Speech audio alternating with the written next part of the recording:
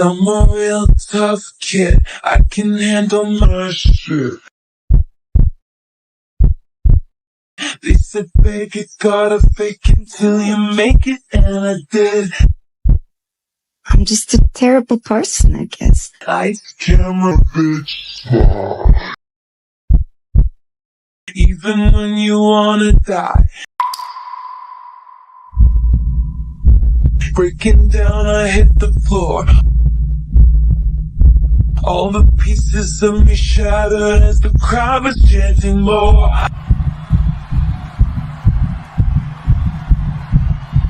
With a broken heart.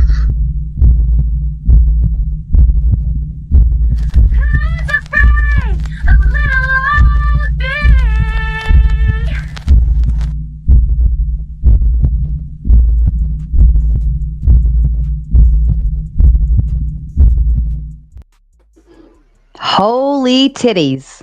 Hello. She made it. Sorry. She made it, guys. And she brought her 2 friends with her, too. I did? Should we name them? Who did I bring? Well, there's number 1. Oh, and there's God. number 2. That's 2 very friendly friends you got there. Wait, I'm so confused. I'm talking about your boobs, Torshaa. Oh, shit. I didn't know you were talking about my... Bye. When I start the stream and I say, holy titties. Yeah, I should have known. Fuck. I was like, There you go. who'd you bring? Look, Me. see, I can't help but to agree. She was late and for good purpose, ladies and gentlemen. So we must Oh, thank applaud you. that. Look, my goodness, Torshaa is looking stunning as usual. Like to thank my parents. I will say you are a very, very beautiful guest. I always enjoy it when you come on here because Thank you then I so get to look at something nice too. Oh, thanks. You know what I mean? You don't always get that. Sometimes you get some funny looking people on here and it's like, okay, this is what I get to look at tonight. Oh, fuck. No comment. Well, Grid One stopping by to say hello. I'm pretty sure he's going to be joining our panel later as well. And shout out to everybody who I had to cancel or at least change the plans on. My deepest apologies to you, but when people cancel on me, I have to push that forward to let them know as well. We had a really great panel set up for this evening for our original plan. That, of course, has changed, but those people are still welcome to come on. We'll still be in the same arena, probably flowing down the same topics. So they're all welcome to come up as I gave out those Fast Pass tickets earlier, but we will open the panel as well. Alpha Kenny 1, let's go. Welcome back, my friend. P. Fletch in the house as well. Uncle Gun's coming in with the second pin with the win tonight because the first one no longer is applicable. Orange, you glad your candidate won? If not, don't have a meltdown. Come join the throwdown. Tori and Tomato, double white girl waste. What are you drinking? Doubling up on tea, bitch. Oh, wait. We agreed we were drinking tonight. I do. I also have alcohol and Starbucks. Okay. I'm good. Don't worry. I only have a little bit of alcohol because I put it in a smoothie and we have no ice. So I'm like, great. How do fine. you put it in a smoothie with no ice? A fucking banana that you just hope will freeze everything, but it's gross to me right now. It's like a lukewarm. You do know how to make ice, right? Bitch, don't. I just replaced the fucking filter thing because don't, because it's still not making ice. But I gotta figure it out. You do know if you just take one of those little fucking water. Yes, thank you, Mom. Just making sure we're on the same page here. Yeah. And OPC Don saying what I always want to say. Aww. Everyone, please support the Bratty Tomato Fund. Sara only puts up with all of us because of how much she loves her kids. Yes, 110%. I would not be doing this if it weren't for my children. I would be doing this one night a week. I wouldn't care. It wouldn't bother me. You guys could have your drama, and I would just be not even worried about anything. So yes, thank you, OPC. And Primal Studies stopping by as well. Hello to you, Primal. Salute right back at you. Hulk Hogan, he is a real American. Real American hero. That was good. What the fuck? The fuck? You're just like, Let me just go into some Aretha Franklin and like really have a ball. R-E-S-B-C-T. The Kill Shot Report, uncovering the truth. I haven't seen you here, at least I don't believe I have, but welcome, my friend. I'd like to know where you came from. How'd you found us? White girl wasting. Huh. Gotta see this. Yes. And then we're talking politics while we're drinking. It'll be fun, I promise. I promise. Kind of. Or at least, I think I promise. maybe, hopefully. It could. I mean, you could just laugh at us all night. It's a good deal. Rachel's ghost stopping by, and Torshaa, you did check out that show I sent you from today, right? I did. Yeah. Based. Rachel, Torshaa was very impressed. It's hard. I know she'd love to talk to you a little bit more about the numbers you were talking about. Oh, I just got confirmation that's happening. I'm so excited. Prawn says stopping by. I expect to see him on the panel later as well. Naomi, this girl's dirty. Let me tell you about Naomi and her little messages. Okay. This commenter has my heart. All right. She can live in my chat. She can live there. Past stopping by as well. Good evening, Sara, panel and chat. Yes. Hello to you. And Sean Weiland coming over from Torshaa. That's where he lives usually, right? Over on your end. So he just follows you around, huh? No, it's me and Sartain. He's from Sartain's chat. Oh, but he caught one look at you and he was like, I'm sold. Probably, yes. I notice a trend whenever you're here. Sean is as well. So Based. Yeah, I'm not complaining. Sean, you're welcome to stare at her just as I am. John Smith as well. John Smith, actually, I'm going to go ahead and send this one. Since we were late, this one's for you.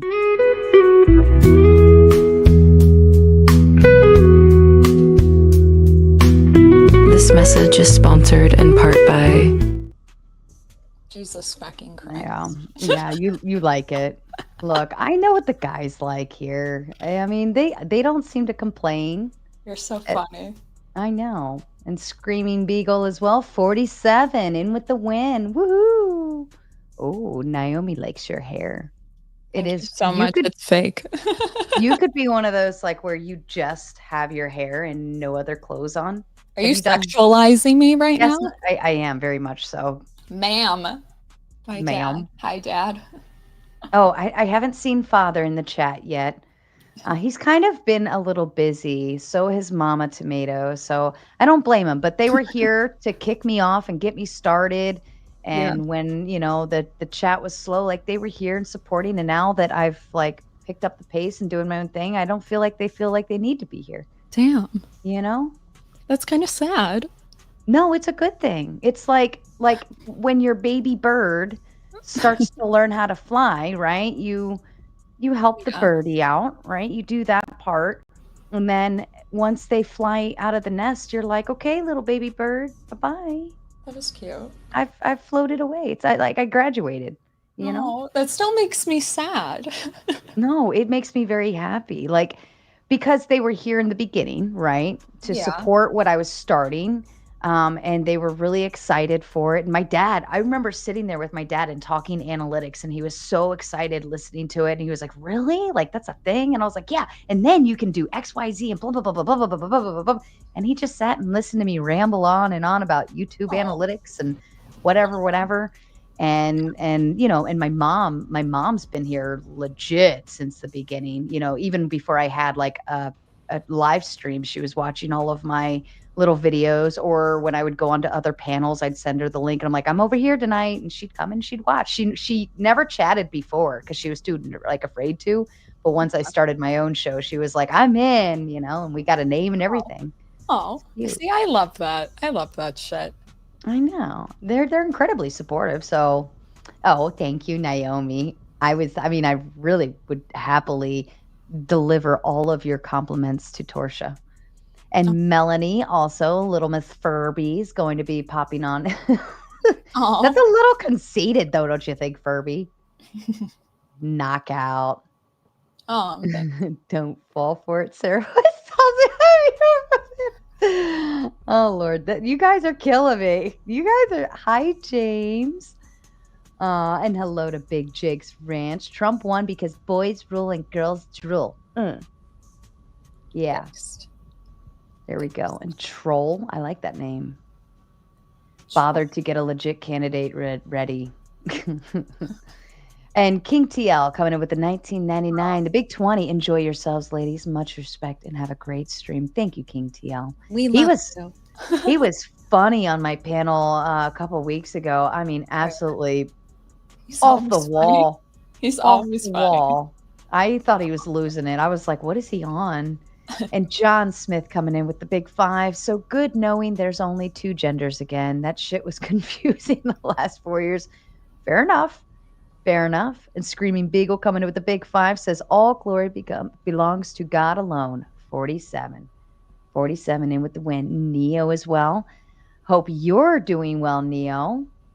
And hot damn, Elaine's crafting over from the vinyl community as well. Hello to you, Elaine. Naomi says, I loved you also, beautiful tomato. Oh, Naomi, thank you for the big 5. All right, Wyatt Earp stopping by, Wranglers. And all right. That's okay. That's okay. Oh, see, there's Mama. She's here. I was already She's talking here. about her. I didn't even see her yet. Hi, Mom. Hi. Hi, Mom. Oh goodness. All right. I think I got most of you. If not, next show, get in here a little earlier. But I love you all. I'm so glad you're here. I want to get the show started. We've been going for 13 minutes and we haven't even talked about the topic yet. Oh shit. No, we're supposed to talk about the topic. I didn't know that. I'm so confused, Sarah. I was like, you're waiting on me. What the fuck? I didn't realize that you were setting it up this way. So my bad. Why would I? I said, do you want to do it with me then? Remember, we were on the Did phone. you? I was like, you just want to go with me then? Oh, I thought you We'll meant, talk about this. I thought you meant the whole panel. I didn't know what you meant. I'm No. stupid and No, these were all, you had the great talking points when we were on the phone. And I was like, yeah, let's do that. We'll do that. That's great. Let's do it. You want to do it with me? I Let's don't. do it. Sure. And remember when I said, I got to change the panel. I'll put your face on it, or change the thumbnail. I'll put your face on it. You probably did. I did. I'll take your word for it. Listening to me. I totally thought there was going to be like a bunch of people. I was like, oh shit, sorry, I'm the last weakest link, baby, and here you are, solo. Okay. I still love you, nonetheless. Okay, I love you. All right, it's my job to keep you on point. I feel bamboozled. I'm just kidding. Be appreciative. I don't do that for a whole lot of people. When people flunk at doing their job, I'm like, all right, I'll just watch you sink. Oh shit. Yeah. But it's only the ones I love that I'm like, hey, I got you. Let's float together. Let's float. We're floating. The Trib one comes in with the big 5. I was wrong about Kamala winning. Gave too much credit to the voters. I forgot that lies are okay as long as it helps you cope. Dems 2028, hopefully. All right. You wanted to talk about lies, Torshaa. You want to lead with that? Well, let's just dive right in. Go ahead. I mean, yeah, if you have to rely on lies to win your campaign, don't be surprised when you fucking lose. Oh. Well, she went straight for the kill. Yeah. So I believe Trib believes that the lies are on the red side. Well, I don't know how that works. Trib is obviously very left-leaning in this instance because they want Kamala. They wanted Kamala to win in Dems 2028. I feel like he's projecting then. Lies are okay as long as they help you cope. Because I don't know what he's talking about. Are there lies on the right? Yeah, but we account for them. That's the difference. People that believe that all vaccines are terrible, or that, I don't know, what's some other ones that you've heard? I don't know. Like crazy shit. I'm guessing stuff about Trump though, right? Yeah, what else? I mean, that's the only direction I could think. Everybody, like, I don't know if people are just so stupid or if they actually believe shit. Not calling him out or anything, not Trib, okay? But everybody, it seems, on the right is aware that Trump says crazy shit because the headlines say crazy shit. So he has to say something absurd so that people are like, well, where did it come from? And they realize, like, I thought this was common knowledge, but I don't think it is. I think there's actual Democrats that believe some of the crazy shit, and I don't know how to help them at this point. Right. So I feel like Trump won by staying truthful. Hi, baby. Come here. Hey, Come here, mamas. Patsy. Come here, puppy. All right. Melanie says Trump lied about needing photo ID to buy groceries, but then also follows. Oh, I think we're going to get a bunch of Trump lied about this. Trump lied about that. Trump lied about Hillary Clinton selling uranium to Russia. Any thoughts on either of those? I don't know. It sounds like she's just triggered and sending a bunch of shit. Haven't heard that. Primal Study says everyone lies. Acting like anyone is 100% honest is silly. True. It's Republican, not Republicant. And King TL coming back with another 10. Okay, the sink or float energy from Sara. She bout that business. I hope I read that the way you meant it. But yes, I mean, that's 100% though, right? Like, I think in terms of sink or float, right? If somebody doesn't want to do the work or be accountable for themselves to either, show up on a show or I mean, even in normal world life, like get to your job on time or do the work you're supposed to do or whatever. Like, I feel like there's a lot of people that rely on other people to make it work for them. And that's where people like me come in, where we're really good at making sure people are we're accountable to making them accountable for their stuff. And always like the checking back. Now that's a mom thing. Okay. It's definitely a mom feature because you have to make sure your kids are accountable for their stuff. But at the end of the day, you're accountable for them. But with grown adults, I always give the option, like if I like you enough, I'll help you out a little bit. I won't do all the work, but I'll help you out a little bit. But if you're gonna be a tard and not, do your own stuff, I'm gonna let you sink. Yeah, it's not my problem. Like, if you're a go-getter, you're a go-getter. Either go get it or don't. I think it's like an issue with the media outlets, but yeah, for sure, people should be doing their own work, but people are also gullible and stupid, and they believe what everybody around them is saying. I find that to be so toxic. I don't know. I'm just kind of tired of it now. So like the the inability to look into something yourself, or like if you hear something on the news or you just see a headline, usually people just read the headline and maybe the first paragraph, right? Yeah. And so I think our responsibility as civilians, of patriots, as so on and so forth, is to dive deeper and have critical thinking and apply that to what we're reading. And always, ladies and gentlemen, consider the source. The source is the most important. Are they known for putting out false facts and retracting it later? Are they doing X, Y? There's a lot of ways you can spin that. Melanie says Trump lied about Obama wiretapping his campaign. Trump lied about the crowd size of his inauguration. What else you got? Trump lied about Obama also having a ban on Muslims. Yes, you are. Fair enough. And Trib1 says Haitians, doctors killing babies, fraud election, etc. This is what I'm talking about. I just don't have the patience for it anymore. I genuinely don't. We all know that immigration is one of the biggest issues in the country right now. So I'm not gonna go back and do all the little work for them. I'm tired at this point. I'd rather just tackle things that people want to make an assertion on, because it's a waste of my time otherwise. Mm-hmm. That's fair. That's fair. I think, at some point you have to like realize you're either talking to a wall or banging your head on the rock, but either way it's going to hurt no matter what. King TL coming with the big fives. Hell yeah, I ain't hating in any way, I promise. We I love know you. I know you're not hating. I proudly own the sink or swim concept. I proudly own it. I will let you sink. Like if the world was attacked by zombies and you are the like weakest link, the last person running, and the zombies are gonna eat you, I'm just gonna let them eat you. Can I Like, ask you a question so I can Yeah. gauge if I'm being fucking insane or not? you're not Thinking. insane. We No, go hold through on. we go through these like almost daily, I Torshaa. know. We've determined that you're not insane. No, Yes, but like, absolutely. have you ever gone to a political candidate to get policy information on, like really laid out? Because I don't think I've ever listened to one.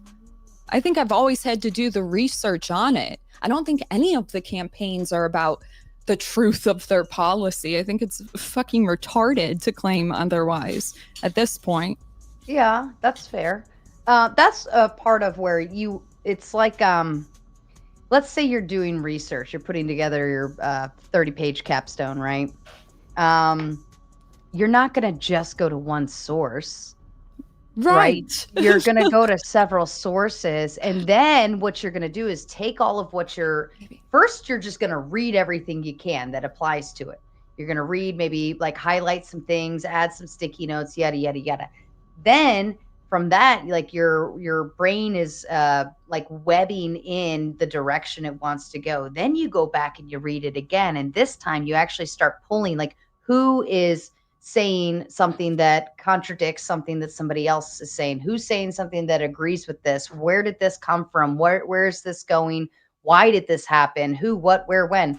And you start piecing together like your actual paper. This is why college, I think, is really important for people who don't know how to think, because it teaches you how to think, or at least it teaches you how to learn or research to be able to apply the critical thinking. You don't just like look up one book and write a paper off of one author, because I don't know, I did research on heart transplants and whatever. Do your thing, don't worry. Right. But see, you're being way too gracious at this point. If people actually cared, those wouldn't be the assertions they're making. Do you see my point?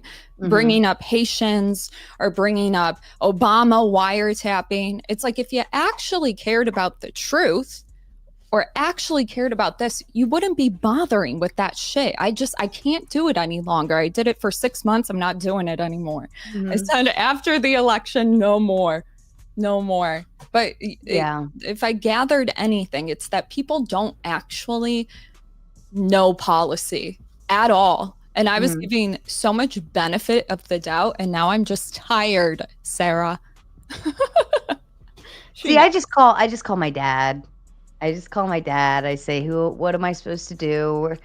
And then but we know that they have to do critical thinking. We know that they have to go source to source. They know that. They're just being stupid. Well, I'm just not tolerating it at this point. You're too nice. Like most people, as you grow up, right? I feel like by the time you're about 18, you've already been raised in a particular environment, and you've experienced at least 2 or 3 elections, right? And so hearing your parents and understanding what your parents are saying, you're being raised in an environment.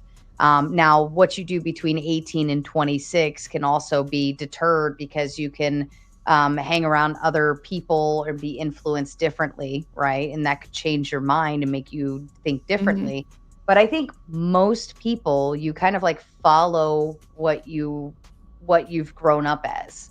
Or at least I know that. Like, I know where my principles and values sit. And I know, in terms of like one side of the fence, that's where my principles lie. And that's where that's where my heart sits anyway. So it wouldn't even, like, all of this other gibberish doesn't even matter. Mm-hmm. I just know that if I go to the other side, it's crossing all of my boundaries that I have in place based on my principles. So as much as we can sit here and go tit for tat on tariffs, on Come on, babe. Foreign policy, on, taxes and all of these things, I also look at the concept of, well, I have principles and they lay a certain direction and this other side doesn't follow them at all. So if they don't follow my principles, then I'm going to presume that they're already not in the right mindset as I am and wouldn't have my best interest because they don't understand me to begin with. Sure. But when you assume, so you can make an assumption that people are just maybe uneducated and don't know, and that's fair. But you could also make another assumption that the media has made them believe something a certain way based on sort of the patterns of what kind of info they put out there. I don't care if people say Trump lies. I don't care to prove otherwise on that. Right. What I do have an issue with is that those who give a fuck about lying will try to paint themselves as honest truth tellers when in actuality they're not. So they're just trying to point the finger. I don't know where principles come there, but it ain't honesty. And I'm just like, it's low. I don't want to even I don't know. I'm bitchy. I'm bitchy. I'm tired and I'm bitchy. I like it when you're bitchy, though. I love it when you're bitchy. You get feisty. But I guess so. Like, if you have an assumption that people maybe just aren't educated, and you grant them the time and you talk to them and nothing's turning, then you have one of two conclusions. Either you suck at explaining, or two, it was never really about that to begin with. They choose to believe something that is crazy. Right. It's like a preceding mindset that it's already been. And I think that that's where that foundation comes in. Like, as you're being raised, what environment are you being raised around in terms of politics and ethics, principles, values? Like me, they were very well drilled into my head. Like, these are things we don't do. These are how, like, the traits that we carry on. This is how we act. This is what we, this is what we're okay with. This is what we're not. Like, these were drilled, right? And I'm not complaining. Like, I'm glad because it built my foundation. So when I interact with people, even though they can kind of even have a semi-convincing side, I'm still like, yeah, but no, my foundation's back here. Like, I hear what you're saying, but right. Yeah, I agree with that. That's where I say what you're talking about is a person that didn't have a foundation at all, because they're not even, there's nothing they can defend. I guess if maybe I am, maybe I'm autistic, but I find that truth has to be your guiding force amongst anything else. And I'm not even saying that necessarily the truth is how we define policy. I'm not even saying that, but I'm saying if you're grounded in truth, then you assume others have the same grounding force as well. And when you realize that most people don't, it's kind of like, what's the point? I don't know. I'm a little bit tired at this point, because if I have to deal with people's fucking demons all night long, I'd rather not, and I'll just make other content. But if you both value truth, I can work with you. Right.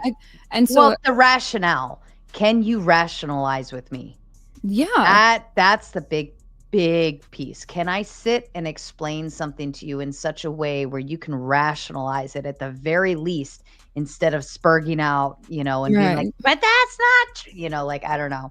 But King TL coming in with the big 5. This is going to be a wildfire tonight and here and here for it. Good night, everyone. Peace and respect. Thank you from you, King TL. We love you. And P. Fletch coming in with the big 10. The Democrats should have left the squirrel alone.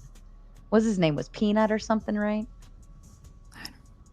I don't know the story of the squirrel. I only know that there was a squirrel involved that the Democrats. It's like, are you talking about me, the squirrel? Maybe. No, it's I'm like, just kidding. I believe a squirrel ended up being a victim from the Democrats, and his name was Peanut, I believe, or at least maybe they named him Peanut. I feel like I saw something in passing, but I don't remember. It was a meme or something. Look, they can't even figure out They have no idea which side we lean. That's how abstract we've been talking tonight. Well, here's the thing. If you say that you're pro-Trump, they already put you in a, they assume you're low IQ, below 60 for sure, and they already know that you're the enemy. So I'ma just frame it like they're the fucking enemy. So we can just do that from now on. I think it'll be a lot easier. Won't have to come through some fucking bullshit where I think they're delusional and have to walk them through. They know what they're doing. Sarah's like, oh fuck. That's so funny. No, I'm pretty sure. I know I'm very right leaning. Look, she's right wing, but I don't know if she voted Trump. But I actually am a Trump fan. Aren't we both center right? Yeah. Yeah. Because we can kind of see other pieces where we're like, okay, that might actually make sense. But I have one issue that makes me lean more right. I think typically people will have like 1 to 2. I feel like being center though, like if you actually value the truth, you have more of a balanced approach on each issue. I think being center something is better than just center all the time. You know, it's like, because then it's like, okay, you have like some principles that are going to lean you one way or another. But I feel like it's all about balance first. So when people are asking, oh, they're pro-Trump or this, I'm just like, I feel like they're doing the demon thing now. Right. Yeah, no, and that's kind of how I look at it. Am I coming in really hot on my mic? I feel like you're a little louder, but I feel like you're just holding your mic too close. Yeah, here I lowered it. We should be fine. I think you just like holding it up to your mouth like that. Why do you have to sexualize me? I'm not in the mood. It's not gonna work. Because it puts a smile on your face, and I just want to make you smile. You remind me of my bar guest. I'm like, up here, loser, get it together. Love you. I'm sorry, you just get me so excited sometimes. You come on with those big old titties, and then you cover it up with your hair like an asshole. Because I'm uncomfortable. I mean, Torshaa. It's just me and you. It's okay. Bring the people on. Do it. You already want them on? Yeah. What? Yeah. Are we just reading through shit right now? Bring them on. All right. I'll bring one on first. Hold on. I'm texting them. They're watching. Yeah. Oh, she already knew it. She already fucking knew it. She was hungry. Hi, Rachel.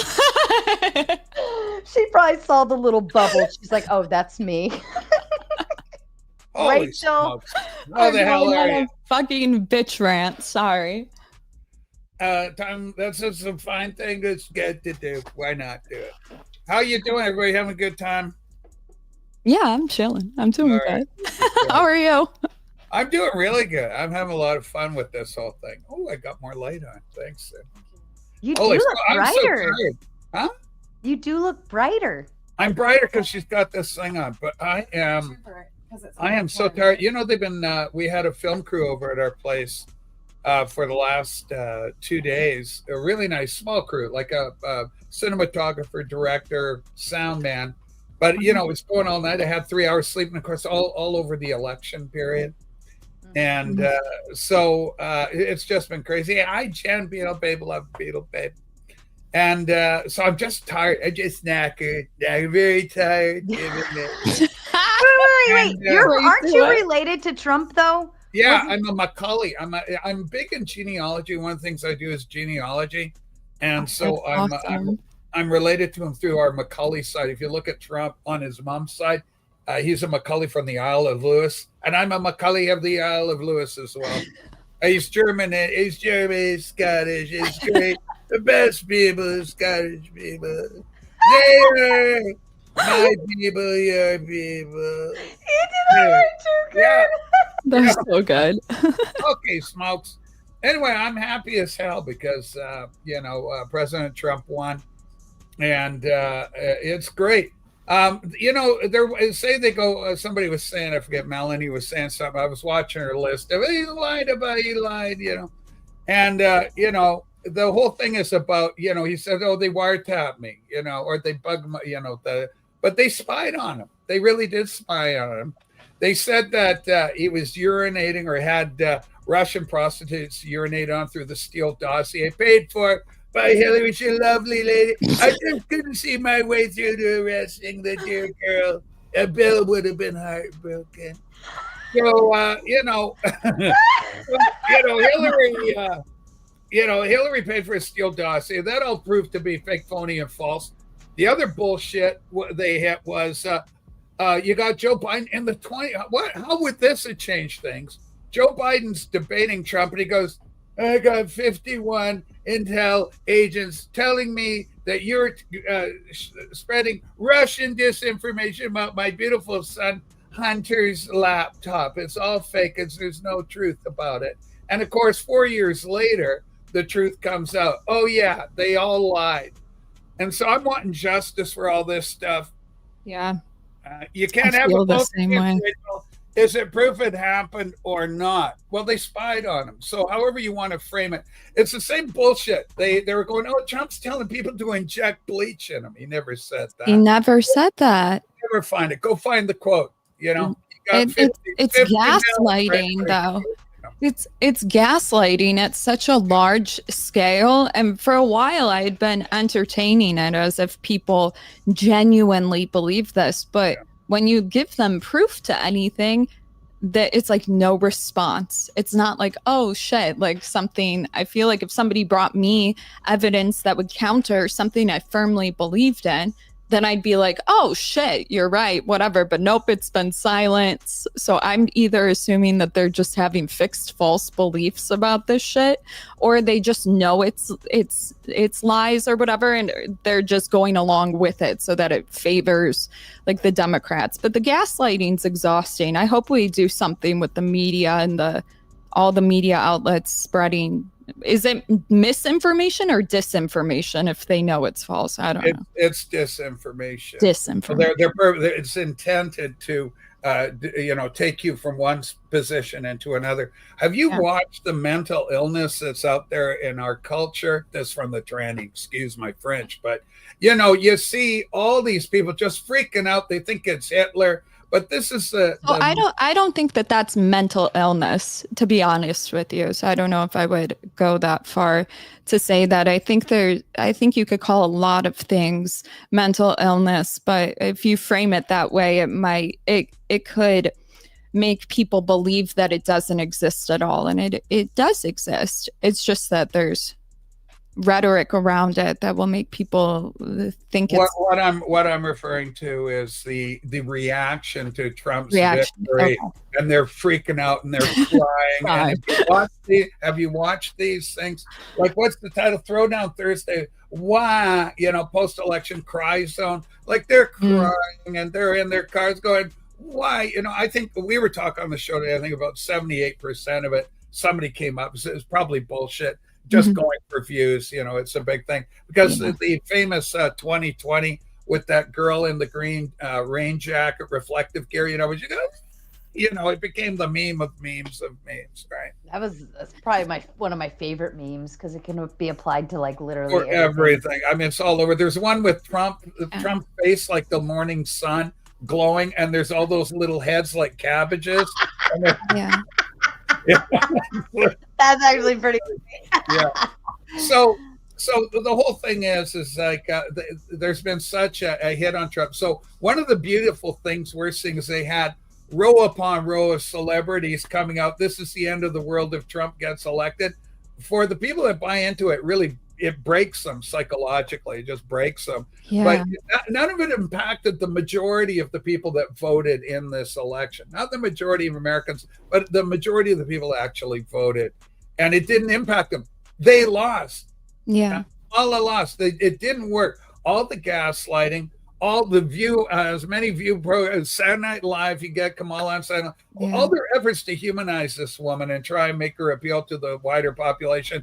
And holy shit, she was the worst candidate ever when she's coming out. Joy cometh in the morning, tells and for that. And I'm going, what the fuck? I thought you were the one that said that. Hey, you Christians, you're at the wrong rally. You know, Oh so, my God. I love this energy. Oh, yeah, Yeah. I mean, that was kind of messed up. So there's a whole bunch of nonsense around this. Nancy Pelosi, here's the problem. There's a thing, Nancy Pelosi, there's a great kind of clip on YouTube. It's all over the internet. And you got Nancy Pelosi talking about the wrap-up smear. So the wrap-up smear works like this. Say I'm going to make myself the butt of the joke here. Yeah. So say I'm just minding my business. I'm out walking my pet badger. And then Sara suddenly comes up, and you're like, say you're CNN, Tori. You're CNN. Oh, great. Okay, I'm sorry. You can Oh, be, damn it. you gotta be CNN. So Sarah's doing. Sarah sees me out walking my little pet badger, and then she goes to you, Torshaa, and goes, "Hey, CNN, guess what? I just saw Rachel out fucking her badger." Now you go, what? Yeah. It's now this is just what I've heard. I'm not. It's one of my sources saying, I don't want to, say too much. So then you go out and you broadcast reports. We're hearing reports that Rachel's a badger, It's like there was a badger there and there was Sara there. Yeah, then you come back. Then you go back to Sara and you go to Sara. So you're a reporter, you go, hey, we're hearing these stories about Rachel attacking these badgers. Is there any truth to the story? And then Sara just goes, I don't know. All I can see is what I tell you is what I read in the paper. But yeah, I guess they're reporting on it. Concerning if true. So then this gets spread out, catches fire. Now I'm the big badger effort. And then 5 years later, finally I get through it with my lawyers and I'm fighting and it turns out it's all bullshit. Yeah. For 5 years, my reputation's in the toilet. Yeah. And that's what the wrap-up smear is. You start the thing, you plant the lie comes back to you, and you propagate it, you amplify the lie, and that's called the wrap-up smear. There's you just look up wrap-up smear, Nancy Pelosi, Google that, you'll see how it happens. I'm familiar with the smear campaign, which is usually like a narcissist has a vendetta on somebody and will start to plant seeds in everybody else in the workplace about said person. Like, oh, I found out they were lying, or, oh, they're always late, or whatever. So when this person ends up slipping up in areas, the other people can be like, oh, see, like, I already knew this will happen. I've seen that, but wrap up, what did you call it? Wrap up smear? Wrap up smear, yeah. Okay, I'll look that up, because that's giving like an actual word to this thing that I find so incredibly wrong in this country. Like, I feel like people should be held criminally liable, because there's people that will read that stuff and actually believe it and take out violence, let's say, for instance. I find that so incredibly harmful, and it's so hard to be a sole person going through it and combing it, that you need at least the news agencies to have some sort of like skin in the game, because right now they don't. Sorry. Drop that link in. Yeah, you sure? If you got a wrench, you can do it. I don't have a wrench. Oh, okay. I'll go. Oh no! I'll just put a link in for them so they can see Nancy. Yes, she does. She should have a wrench. Oh. Yeah, I wrenched her up she's actually like a superior wrench. Oh, geez. So actually, Rachel, you were talking about some numbers this morning, and Torshaa and I were kind of going back and forth about that concept. Do you want to dig into that? Okay, so what's the issue? I was just out looking for Nancy, so I found her out there. They just get the short version. There's like a full hour when you just want to get the clip where she explains what it is. Because originally Republicans use this thing as she's admitting that she uses it, and really what she's claiming is that the Republicans do this and that she doesn't. But the truth of it is both sides do it. Okay, so what's the question? Sorry, Sara, repeat for me. The numbers concept that you were discussing this morning. You had a whole chart and everything. Yeah, well, this went kind of viral out there on the X platform, is that the line we use is like the future proves past.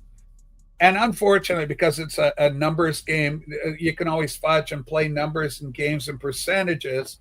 Mhm. And so I had one of my viewers come out and provide an alternative explanation. So I recognize that. And so what this individual was saying, that percentage-wise, it's not as an anomaly as you might think in 2020. But basically, the short story is you can see a chart out there and you can look at it. You can Google.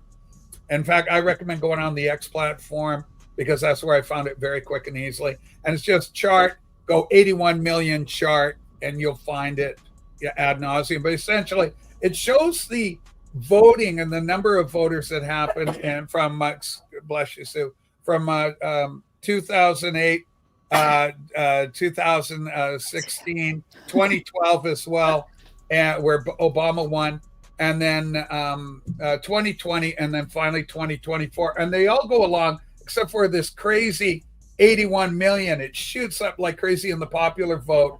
And this is, of course, the election that's contested. This is the one where it's problematic for Republicans. And so January 6th follows as a result of that.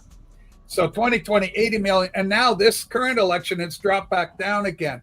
So the amount of total votes that Kamala got is in keeping with what Obama got, is in keeping with what Hillary has got, what John Kerry got, but it's not in keeping with what Biden got in 2020, and it stands out like a sore thumb. Yeah. The discrepancy, again, can be minimized once you start analyzing it from a percentage base. What's the differential between what Republicans got? And if you play that game, then it falls within line. But just looking at it on the sheer numbers of 81 million compared to the 74, 69.5 kind of thing stands out as significant. And so for me, 2020 looks like a real outlier. The fact that Biden didn't really campaign at all. Remember the little circles? There'd be about 3 little circles, and Biden, he'd dot her out there, and he gets more black people voting for him. And the answer that the Democrats gave in 2020 is, oh, they hate Trump so much, we had to get Hitler. The people came out in mass. And that's why more black people support Joe Biden than Barack Hussein Obama. Have another cookie, Barack. And so what happened is that never struck me as being logical. So now, what is it? The Dems love Trump now, and that's why they didn't come out in numbers to take out this time? Or rather, was it the fact that Ronna McDaniels is out of the RNC chair? They got Laura Trump and this other cat in there, and they actually had like 500 lawyers and 100,000 people all over the place checking out these polling stations. And they did injunctions and stopped. They kicked out poll watchers, which they got away with in 2020. They did not get away with it in 2024. And so they were to suppress things and make things more legitimate. Now, I just heard Texas is going to do a hand audit, the most extensive ever in Texas, just to make sure everything's on the up and up. I think that's great. I think that's a great thing. Yeah. One more thing, just one more, and then I'll shut the hell up. I know everybody wants this is good. But Maricopa is a hellish thing. It's nowhere near the size of Florida. Florida's already, I think they're practically wrapped up. They got like 99%. And Maricopa County in Arizona is much smaller, and they're still going at it. And we feel on our side of the aisle that they're dragging out the Senate race with Kari Lake because they don't want to give Republicans power, so they're dragging it out. And of course, the whole issue of no voter ID in California. I heard one stat, somebody was saying that every state where where there was no voting law required, those are states where Kamala won. So you can do the math, but everything trended right, and it's brilliant. We won all 7 swing states. Everything is just fantastic. Very happy, ladies. Very happy. That's great. It's crazy because you gave a lot of evidence that at least should make both sides want people to go back and look at the votes and verify. But the fact that it is not on any news media outlet on the left about the 2,600 votes that were fraud in Pennsylvania, for instance, I find it to be something that they know to be true. They like know that there might be people out there trying to sway the election a certain way. They just don't care. Now that it's like I've sent it to certain people and I'm like, this is damning. If we do see somebody or do see a state that's like, we find fraudulent votes, like fuck whoever the candidate is, that's really concerning. Thankfully they caught them and whatnot, but the fact that it seems to not be an issue or something that the left wants to look into leads me to believe that they know that. Like, I feel like they know that it's fake at this point. Maybe I sound delusional. I don't know, but the whole voter ID thing with the certain states that she won, California, what were the other two? California, Oregon, Washington. Of course, always the Dems always win the Northeast corner with New Hampshire, Virginia, right? And all those, these are blue. These are liberal enclaves. But anyway, it's very interesting to see how the electorate is changing. Things are shifting to their and for everybody calling Trump Hitler and all this bullshit, I love that he goes, "Our beautiful Muslim Americans, I want to thank them for helping," because of course Kamala had problems within the Democrats. They're fragmented with the LGBTQ plus group on one hand, and then they've got these Muslims, on the other hand, like in areas like Michigan, which is, in certain parts like Dearborn, etc. Right. So instead of like meeting these people in a debate to explain why Trump isn't Hitler, what do you think the best course of action is to deal with people like this? Like, I don't know what to do. Well, one of the wonderful things is we know that legacy media is losing its influence. So people just aren't watching these in the numbers. Joe Rogan gets a bigger audience than any of the network media, Fox, CNN, CBS, ABC, MSNBC. They're all being crushed by social media. So legitimation, which has always been the thing with the mainstream or the legacy media, it's like, well, the WAPO just came out and said, the New York Times has just come out and endorsed, and then they're, this is all areas of legitimation and status. And those things, those traditional earmarks of status, the celebrities have come out and endorsed this candidate. That would be a big thing. I think the impact of that is lessening. And I think the proof of that, how many celebrities came out in support of Kamala, right? I think of De Niro. I think of Rob Reiner. I think of Mark Hamill from Star Wars, George Clooney, a whole raft of them, Barbara Streisand. How many were going to leave the country as well, right? I don't even think those celebrities really change anybody's opinion, come to think. Yeah, you're right. Like, it's crazy. Like, if they changed anyone's opinion, they didn't do enough because it was we'd see it in the votes. We would have seen it. Yeah. Good point. So I'm hopeful then. It's a hopeful thing moving into the new culture war, whatever. I think this will set a precedent that you can only lie for so long until people just become persuaded by truth. Like, I feel like that's all I see now is just people did the work, they saw the truth, and they saw what the machine, that's what I call the Democratic, like fucking lies, whatever you want to call it, smear campaigns machine. I feel like people were waking up to it. I think she didn't even try to get the mail vote, which I found crazy considering the culture war. If anybody you want to appeal to, it's going to be that male demographic. I was surprised she didn't do that. Probably, I don't know what their campaign thing is looking like, but I think Trump really did appeal to your average millennial, 18 to 29. Right. They don't even, half of them don't even vote. Right. But they turned out, looking at the numbers, it's crazy. And it's hard to persuade a millennial to do anything. Marketers have been trying to do it for a while now. They don't know how to get them to buy anything. And it's like, tell the truth, then they will. I don't know. Well, and Mark Zuckerberg came out for his part with Facebook in 2020, and he admitted it was a mistake to cover and bury the Hunter Biden laptop story. 51 intel. And you got, when you're having a debate, that was a real gotcha moment for Biden going, I've got 51 intel agents telling me that what you're saying, Trump, is Russian disinformation, Russia, Russia, Russia. And when that message gets amplified, they shot him once. They tried to shoot him another time. They impeached him twice. They threw 34 counts, felonies at him.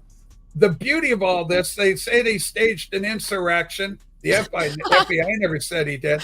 On and on and on it goes. And one by one, all these things are now dropping to the side. We just know that we just heard today that the Jack Smith, the DOJ, because he won the presidency, they aren't going to pursue it. And now they're stuck in New York that Merchant's going to drop his case, despite Letitia James wanted to go ahead. But she's got no way forward. And Trump's lawyer said, we're going to throw your fat ass in jail if you keep pushing us. See, this is proof that they knew that it was lies. Well, so do you think that they just only did that for purposes of tarnishing his name? Oh, of course. Yes. To keep like him lies. The mugshot, of course, that's totally what it, but it backfired on him. Yeah. It backfired him. They made him a gangster hero. So the more they pushed him down, the more the stronger he got. That's the beauty of it. And the evidence is 7 swing states. He won the popular vote. For the love of God, this is unbelievable. For a Republican to win the popular vote, Democrats are freaking out, man. They are freaked right the hell out. Yeah. Well, Chuck in Tennessee comes in with a big 10. He says, for my lovely ladies on the panel. Thank you, Chuck. And I do want to take this time to let anybody know, if you already have the link in advance, you're welcome to hop backstage now. I'm getting ready to throw anybody that's coming on the panel early on now. And then after everybody's back there, then I will drop the link to the public and then let anybody else come in after that. So if you are ready to hop on and you have a link, now's the time to do it before I drop it to Gen Pop. So if it was just merely like, going through all of these charges and stuff to kind of stop him, because Andrew Wilson had brought up on the debate the concept of if you do like defamation, slander, you should be held to a criminal liability. Do you think that would be... What do you think? Is there a case for it? Yeah, for sure there is. Oh no, it's coming. It's coming. I hope so. Well, Trump there's a beautiful. It's just a great. So Trump's on the X platform, and there's like a 5-minute speech. He says, "Here's my plan." You were talking earlier, Torshaa, about nobody states their plan. He goes, "Here's my plan to take down the deep state." And he lays it out. He just lays it out. I'm going to go in here. I'm doing this. I had an executive order that passed in 2020. I'm going to put that into effect. It basically means that I can remove any corrupt official. The president can use that presidential power and remove corrupt officials. The problem is America was infiltrated a long time ago. Yeah. So you had, and there's foreign players that have influenced. And while everybody's eyes were on Russia, it seems everybody forgot about China.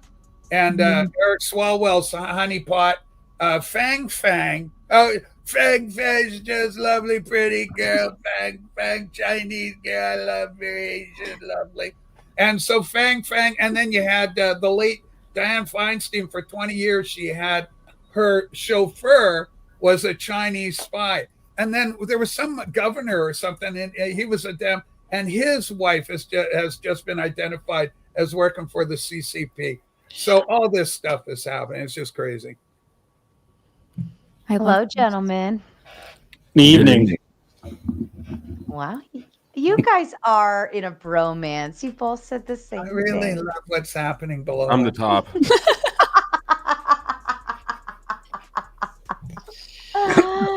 Oh, that's lovely. The Trib one comes in with a big 5. American government destroyed all of their credibility to chase down an innocent man. Why?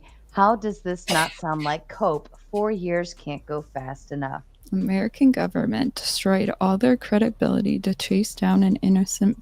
Yes, it's stupid. That's right. That's what they did. I don't think it's like the government necessarily, but yeah, I can see the framing. I don't know. Well, you had the He two love threatens the you know, and Mr. Page, you know, Peter Struck, you know, Lisa Page. Oh, they were a love couple, the lovebirds trying to get me. You know, so yeah, the intelligence agencies were weaponized. The judiciary has been weaponized. We've got what? Has anybody watching Fanny? What's Fanny's last name? I've been wondering about that. I actually, it was curious because I thought that they were going to drop the case against Trump, but I don't think Trump wants them to drop it because if they do, she might wiggle off. He needs, you know, I personally believe that it's not just his case now. They found some others where she acted corruptly, and so there's a there's a real chance that she's going to be gone, disbarred. I know that the judge in one case recommended that she be sanctioned, and I was really surprised she kept her job after that. I haven't followed it closely since then. I honestly was surprised that they continued to let her do anything in that office. Well, you remember the decision that was made? You or your boyfriend have to step down, but they're both co-opted. They're both corrupt. But then they said, okay, well, we're not in a relationship. It's not happening. There's no relationship. Then I think there was an incident, a car crash or something like this. And he went out to comfort Fanny. And so if you're not in a relationship, if you're broke, what are you doing there? You guys are in one another's, company again. That's not the look that the judge wanted, because he wanted to separate them. So one of you has got to remove yourselves from the case, because the optics are horrendous. All right. Hi, Princess. Hey guys, how's everyone going? Doing good. How are you? I really like your orange shirt. It actually stands out very well. It's a good color for you. Fall season. Not a lot of people can wear orange and get away with it. Orange is my favorite color. Orange, I just love it. For some reason, I'm the orange man. No, I'm just joking. The Trib one comes with a big 5. Thank you, Trib. Yes, the entire government. It was Trump v. America. The January 6th case that got dropped, and you guys, pardon me, and you guys think it's because they were smearing Trump. Why? That's not why that case got dropped. The reason that case got dropped, the reason that they have kind of slowed on that is because they have found no evidence. Tim Hale, who was on my show just recently, it's a great show. Listening to him talk, he was held in federal prison for a year with no actual charges against him.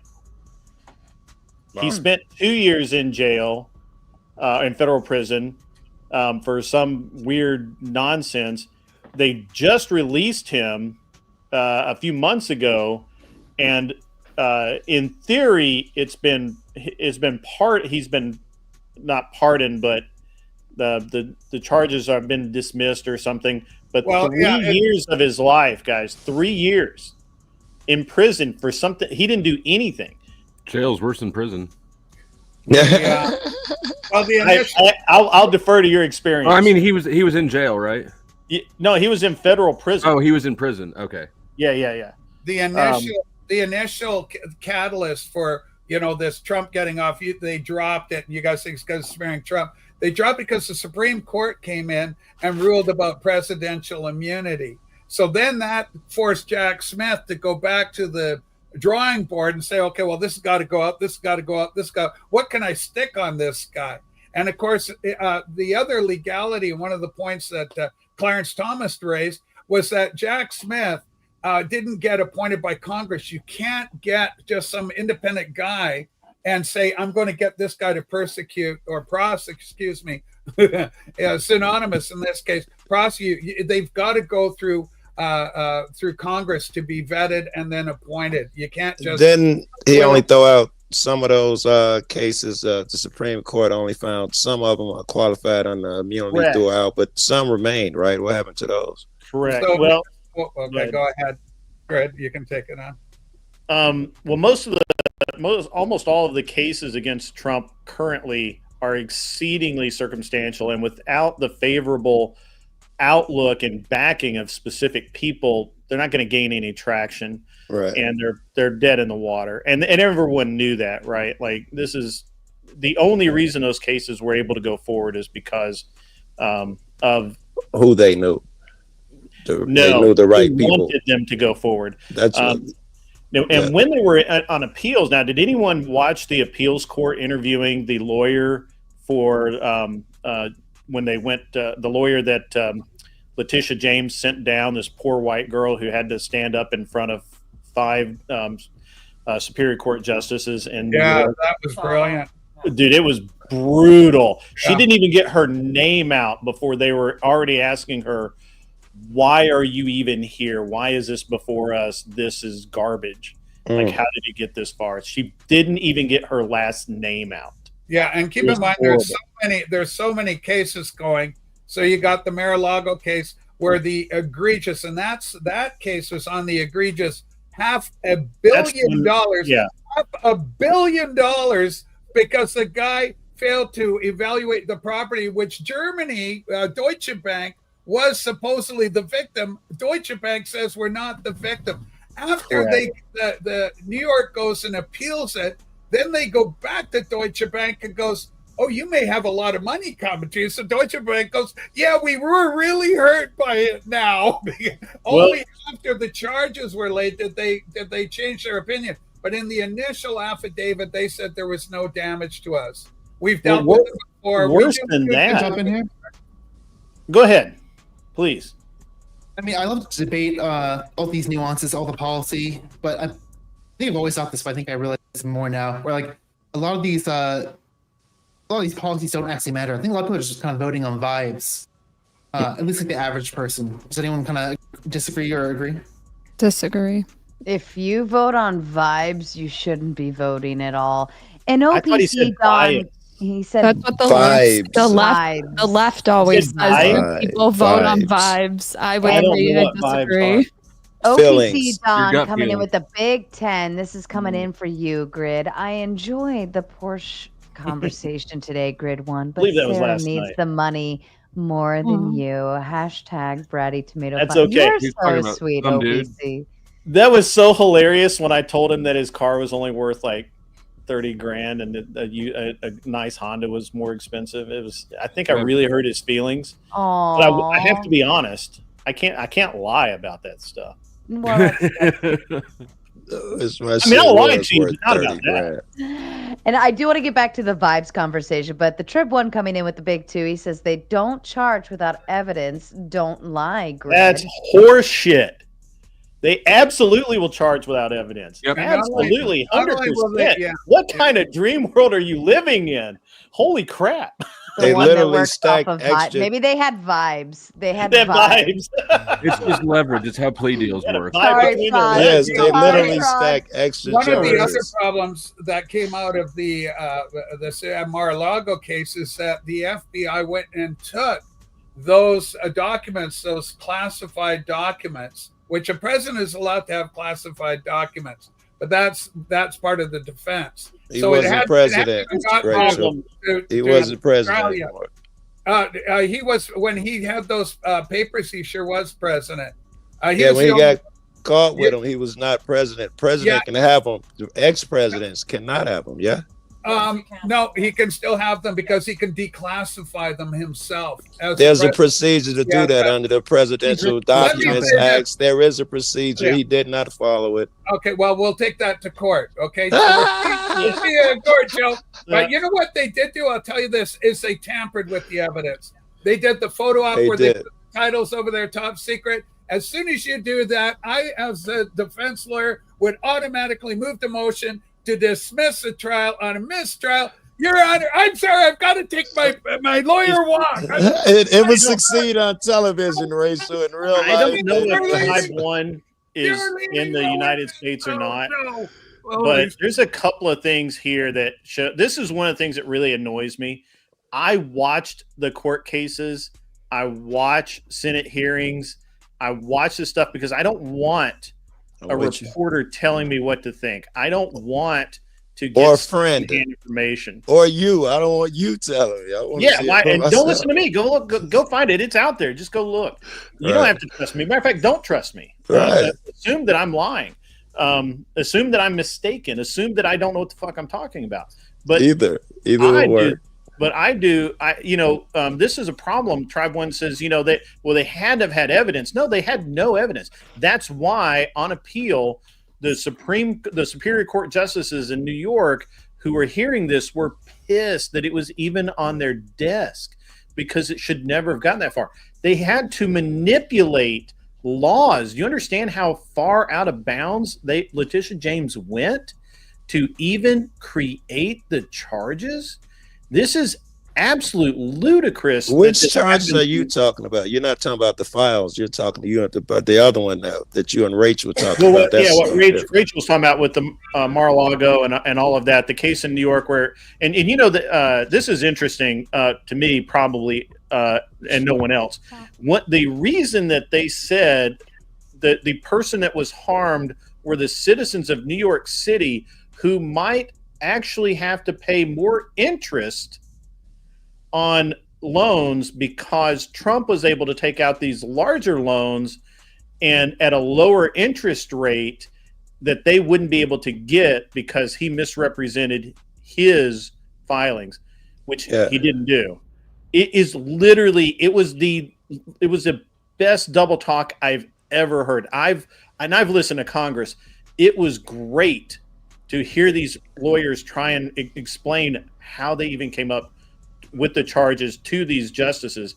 Now, I don't believe that I don't know because no judge likes to overturn another judge. So whether or not it'll be completely dismissed, I have no idea. It should be, obviously, in New York, but I don't know that it will because, again, no judge likes to do that. As far as the Mar-a-Lago, the files that were kept there, he offered, and it's in writing, or I mean email. I mean, when I say writing, guys, I mean emails. Don't prosecute me because of that shit. He has emails where he says, "Hey, when do you want me to bring these back?" And they have emails saying, "Now, motherfucker, now." They got them over repeatedly. Now we'll come pick them up. Just come on down and pick them up. Yeah, we'll get them whenever. And all of a sudden, it becomes a big deal. It's very interesting. And so while I don't, and look, this happens to a lot of different, it's not just Trump that this kind of thing happens to. It happens to regular Americans almost every day that do not have a spotlight to talk about this stuff. And we have a lot of issues with our legal system in this country as it is. So, I think that you think all that shit's false, Joe. All that shit's false, Joe. You got a lot of charges. Before you dive any deeper, the Trib one comes in with the big two. He says the state cases probably relied on the Fed cases. No. Why are you having a conversation? Why is this person having a conversation with no information? What? This is like talking to a 3-year-old. Why would I want to do that? Damn. Francis, what's your feeling? Where are you at on this? You probably paid attention. You look like a man that reads newspapers. Yes, I'm not a lawyer, and that was a while ago. So I definitely need to do some more research before I give any definitive statements on that. But that's a grown ass man right there. That's a grown ass. I don't know. I'm not opening my damn mouth. That's a grown ass man right there. I don't care what anybody says, Process. You're okay. No bullshit, Francis. You think all these charges, he's been persecuted for no apparent reason? All of this is nonsense. I don't agree. I definitely don't agree with that. I bet there's something to it, but I'm sure. I know some have not gone to fruition or led to stuff. But again, what I was kind of saying earlier is, I think a lot of people don't care about that when they go to the polls. I think it's interesting to talk about. I love online politics, but I think a lot of the average person doesn't really consider that quite as much when they're actually voting. At least that's my opinion. All right. Oh, let's go back to the vibe check process. That's what you were saying earlier. You were saying people vote on vibes. Right. So what okay. When you talk Maybe about a clarify that a little bit, vibe, too. huh? Maybe clarify that a little bit too. Yeah, go ahead and clarify the vibe check. I guess I'm comparing that to like online politics, and maybe my brain's a little warped because I've been having debates for the last week or so. But I think a lot of people don't care about like the nitty gritty policy decisions of like how things are actually going to work. I think when they're actually going into the polls, they're not. The average person is at least not kind of operating that level, I would assume. You guys disagree with that? I'm sorry, I disagree with. Well, I apologize. People care about, do you think people actually care about policies when they're in polls? I mean, I care about policy. The average cat, you say. I try really hard not to think about why other people vote or really do anything, because that generically tends to just screw you up. But I mean, if you want to, if I had to dig down it, I would think that most people voted in this election because of their wallet. When you go to McDonald's and what used to cost you $10 is now $20 or $25, it fucking hurts. And nobody's going to vote for more of that. I don't care who you are. It had to be that and more. I think especially the last, I apologize, Joe. I think especially the last year, like I felt the brunt of that.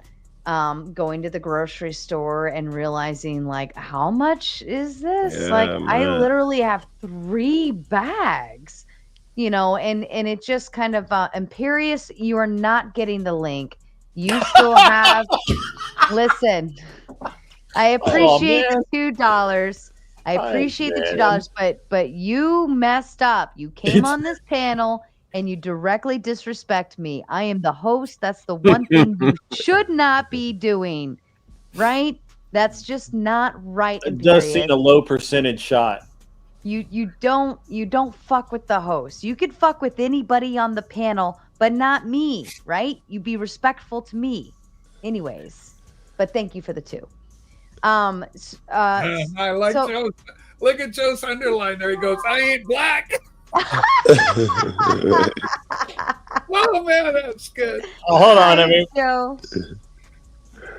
But I think that, you know, a lot of us, especially this last year, between gas and grocery, I mean, these are the things that we need to live, right? Like this is what gets us to work is the gas, and the work pays for the groceries.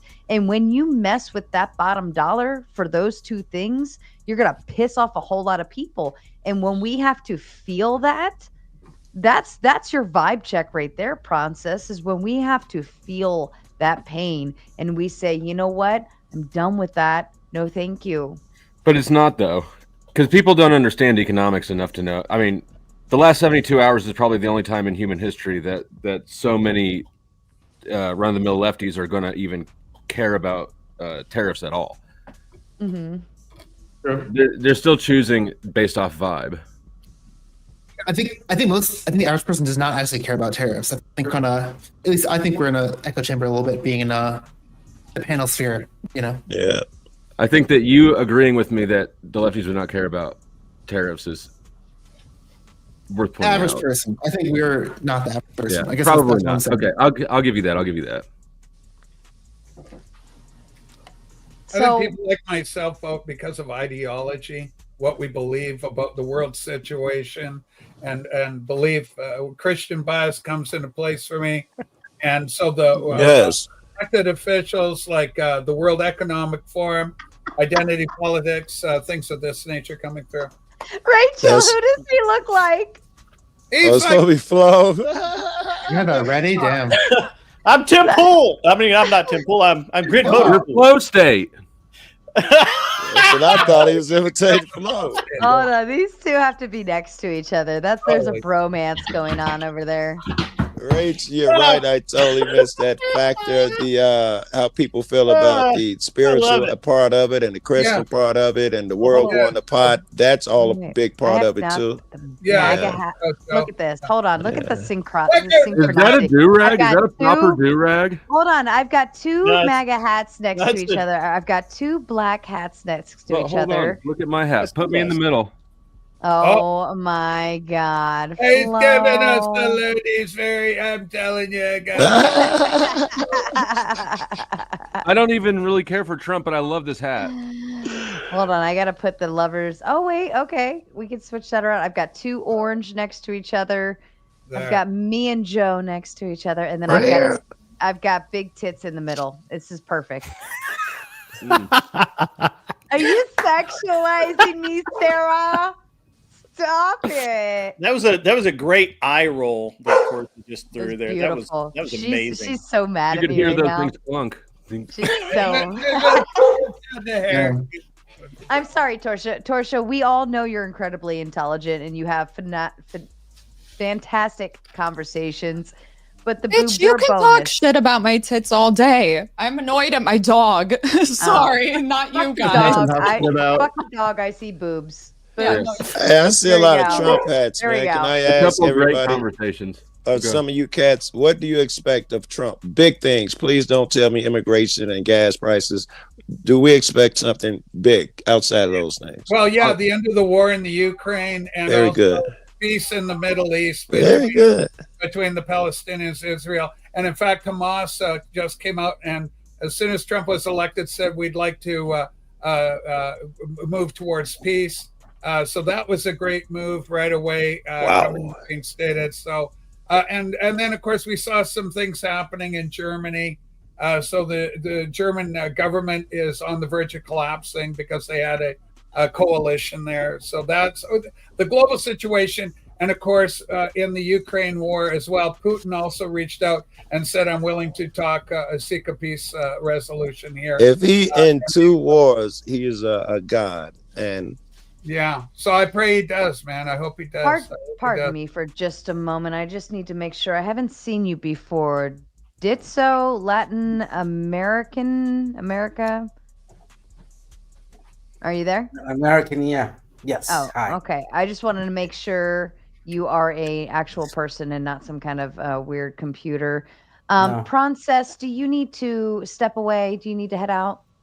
Yeah, I might come back later, but thanks for having me. Now there's some other Democrats here. Happy to leave for a bit, but I might come back later. I'm curious though, if anyone thinks Trump's going to do some of the deportations he's claiming to do. I think he's claiming the largest deportation in America.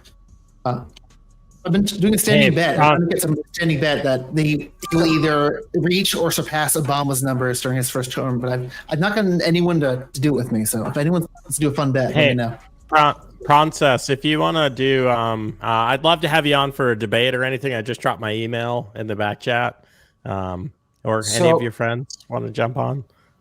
So I'm coming in from the international community. I'm a political activist in Central America. I work issues of migration. Hold on for just a second, Ditso. Prawn, you want to make your exit and say goodbye to everybody? That's it. I might come back later, but thanks for having me as always. I'm very sad as a Kamala supporter, but I will cope. I will not see it too bad. As a straight male, I'll be fine. The process. I'll leave a link there. But thanks, y'all. I'll post the link and I'll get out of here. Peace. Bye, Prawn. Later. Okay, So, my apologies. Go ahead, Ditso. Sure. One thing that motivated me to come in was the comment of Rachel Ghost in regards of supposedly peace in Middle East or the end of war in Ukraine. Let me tell you, that is not the responsibility of Trump, and Trump is not going to be able to shit about it in the next 4 years. Is that all you got? Go ahead.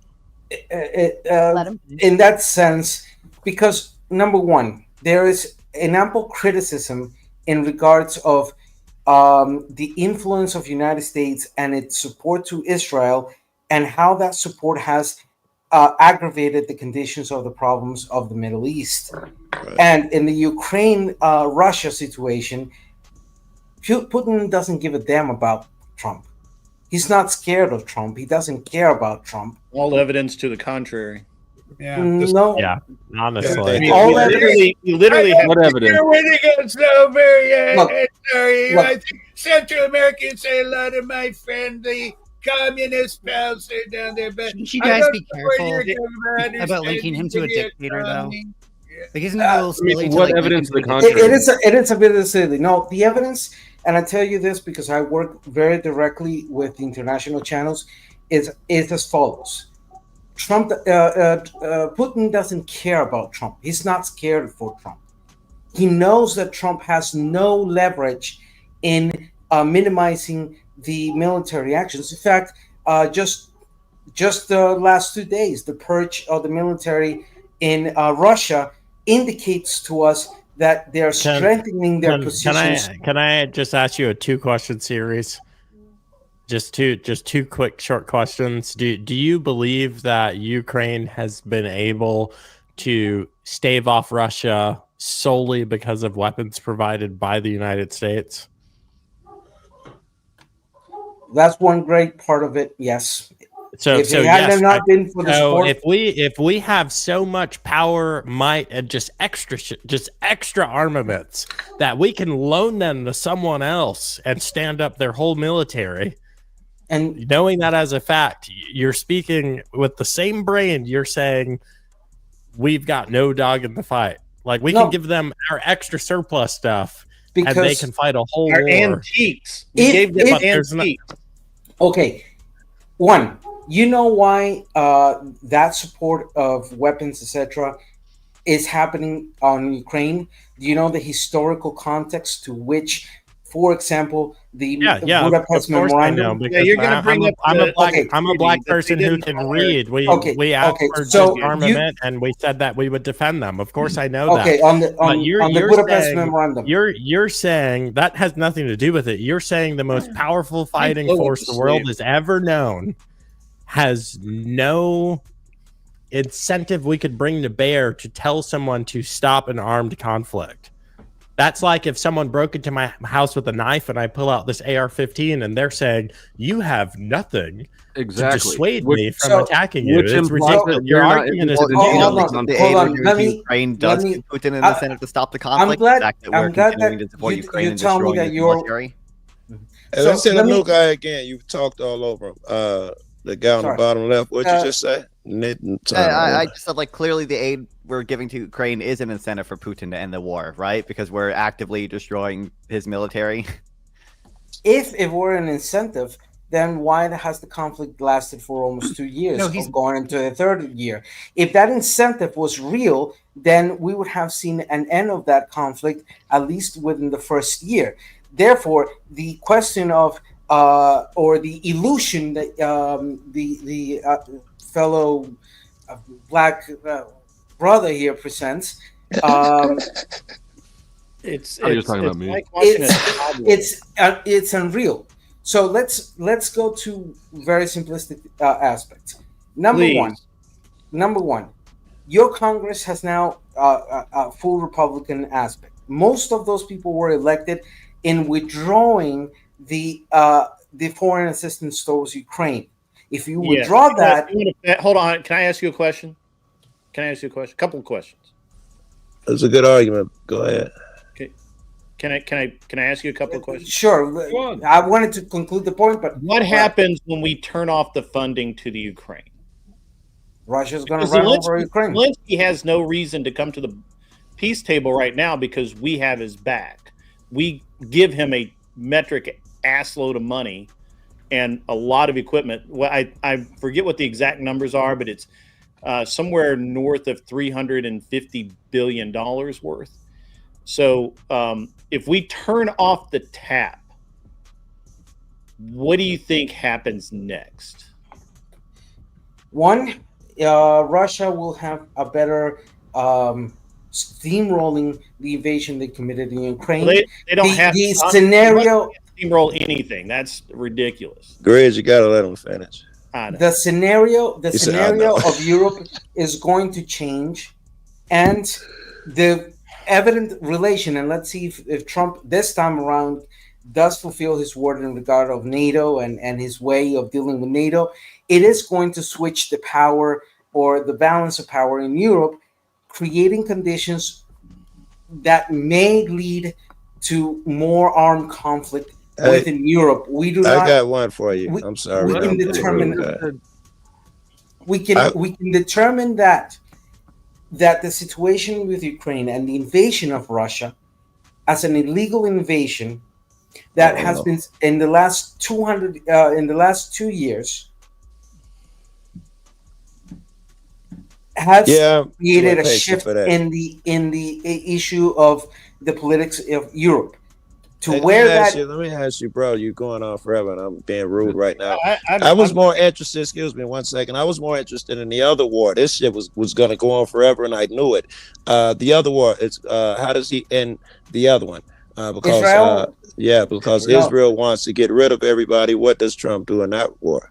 So, okay, I'm Succinctly, gonna ask it in the same sense. If the majority of Congress, that is today Republican, wants to withdraw the support and the financial support to Ukraine, would it do the same to Israel, or will it keep that financial support to Israel? What financial support? The financial support and the They weapon give support Israel a lot towards of bread. Israel U.S. gives Israel a lot of bread. We give them like $3 billion a year. annually. In the last since We do 48. give them $3 billion a year for humanitarian reasons. I'm talking about what have we given them? Now they've bought a lot of stuff. They have bought a lot of weapons, and we're happy to sell them F-35s, which we'll sell anybody F-35s right now. We obviously have something better coming into inventory because F-35s are buy one get one free. But Just other war than the shit. $3 billion in humanitarian aid, which we historically give them, that's a drop in the bucket compared to the $357 billion or whatever it is that we've given to Ukraine in 3 fucking years, by the way. Let me say that. So I ask you again, sir, I ask you again because you prattling on and it's driving me fucking insane. Same. Why you're saying a lot, but not really saying a lot. Yeah, you've not said anything in a long period of time. So I have to cut to the chase. I'm sorry. I really must. What if we cut off the $3 billion to Israel? They wouldn't care. They don't care. Are you sure? We can literally stop. We can literally say we don't care about you anymore, Israel, and they're not gonna care. They're gonna continue doing what they do. Trump ran on a platform. He's going to be Israel's best friend. So- Why would he cut funding? That doesn't seem logical. I'm going to his point. If he did, it wouldn't matter to Israel, so that's irrelevant. Trump's not going to deal. He's not going to deal with Palestine or Israel. He's going to call Iran. He's going to call Saudis, and he's going to call on like Zoom so they can see his face. The leaders of Hamas. How do I know? Not just from what I do for a living, because that's what he literally did with the last groups of TCOs, transnational crime organizations, cartels. He had freaking DHS crawling through their freaking buttholes with telescopes and rifles. Why didn't Trump he was do that? blowing terrorists off the map. There's a problem with Why didn't he do that the during sense his of last argument.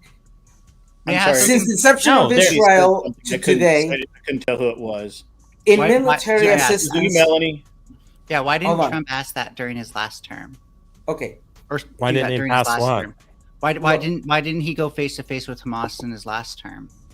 Look, let's be real. Well, he was busy United going States- face to face and destroying Disco, ISIS. You've talked did a you forget lot. that Other people happened? need to talk now. Okay. I understand that in some senses, this type of situation, it's easy to go for a slogan type of conversation, but let's face the facts. One, what is United slogan? States. He said stop terrorizing. They said no, Okay. and then he blew Hold them on, up. hold It's a on, slogan hold on. about that. One, These are United facts. States. Let him finish, Joe. One, United States, since the inception of Israel to today, has given $310 billion in U.S. Assistance, both military and humanitarian, to Israel, which has fortified its military capabilities up to today. Out of that, the contribution of the Iron Dome, that was partially of United States. So here's the thing. And the two conflicts, you have not answered that. The question is, the majority of the vote that today has created the reality of the United States wants to withdraw the assistance to Ukraine, but it's going to keep the ones in Israel? It's going to keep on paying to Israel? Trump said he was going to be their best friend. Of course, he's going to keep paying Israel. Okay, so there's a hypocrisy happening in that sense. Oh, wow. Politics being hypocrites is crazy. So how then is the expectation, yes, I know. I'm not saying contrary to that, but the expectation then to say Trump is going to bring peace to the Middle East or to the Ukraine situation is false. He's not going to do anything. He's not capable of doing anything. Someone else talk. I would really love to hear Melanie or Non-Fawn. Melanie, you choose fucking Melanie? I would actually. I'm going to tell you how bad it is. I would prefer to hear. I gave my I feel point. the same way about Non-Fawn. Hey, Ditsy. Ditsy, I just drew a picture of your argument. It's a road to nowhere, okay? Why don't you just hang out and listen a little bit? How is it a road to nowhere? It's Be a technical road about to it. nowhere. Be I'm technical. limited time. I've got to go to bed. I got to get up. I got a flight tomorrow. So There's 10 loud, noisy, arrogant people on panel, and you're giving a TED talk. I get it. Very good. I came just to say that point, and I think I defended it well. Don't get me started on the drug war. But again, good luck on the United States. We Trump know will that heal the world. We're sure of it. Trump's going to heal everything. the world knows it's bullshit. We know that is bullshit. Ditsy, listen, just to be clear, there used to be a couple of terror organizations that everyone knew by name. They don't exist anymore because a guy named Donald Trump comes into office and all the king's horses and all the king's men, they call them the Joint Chiefs of Staff. They said, "I'm sorry, sir, it can't be done." And he said, "Here, we're going to start fresh. If you're not the generals to do this, you're fired." And the next generals that have 3 stars get the 4th star. And amazingly, they said, no, we can try something else. And in 8 weeks, they had killed or driven underground every member of this terror group. Now there's another terror group. Hold on. Now there's another terror group. It's called Hamas. They're being funded by nation states called Saudi Arabia. Over a lot of stuff. Hold on, let me finish. Yeah, but listen, Hamas you're asking. Were you talking about ISIS? Pardon me. You're asking how someone who has demonstrably in real life eliminated terror groups and transnational crime organizations, how they're going to do it again. No, how they're going to end the war. I'm sorry, but everything you said is false. It's not a different question. It's Palestine is barely a nation state. What is the fighters are a terror group. It's a terror organization. But if you honestly, why would someone who's may I please ask something, Ditso? Why would someone who's a national protectionist give a shit about what's going on in these nations? Honestly, I don't think Trump Trump does. His constituents do for some reason. We know that so Trump he's going to make it a thing. But that's not the point. If the fellow person here believes everything he said, which is easily demonstrable false, because ISIS, yes, the attacks were effective to push on the ground, but ISIS today still is very active. Al Qaeda is still very active. because of who? Because of who? Because of 74 years of foreign policy, of bipartisan policies, of failures of the United States, including how active were these groups in 2018? From Truman to today, the failures of the United States in foreign policy has not been fixed, and Trump is not going to fix it. And you saying, "Oh, they destroyed transnational organizations, etc." That is demonstrably false. And if you believe that, it's foolish. Demonstrate it. Are you trying to say that if Trump got rid of them, it's completely Trump, but like if they're still around, it's not Trump's fault?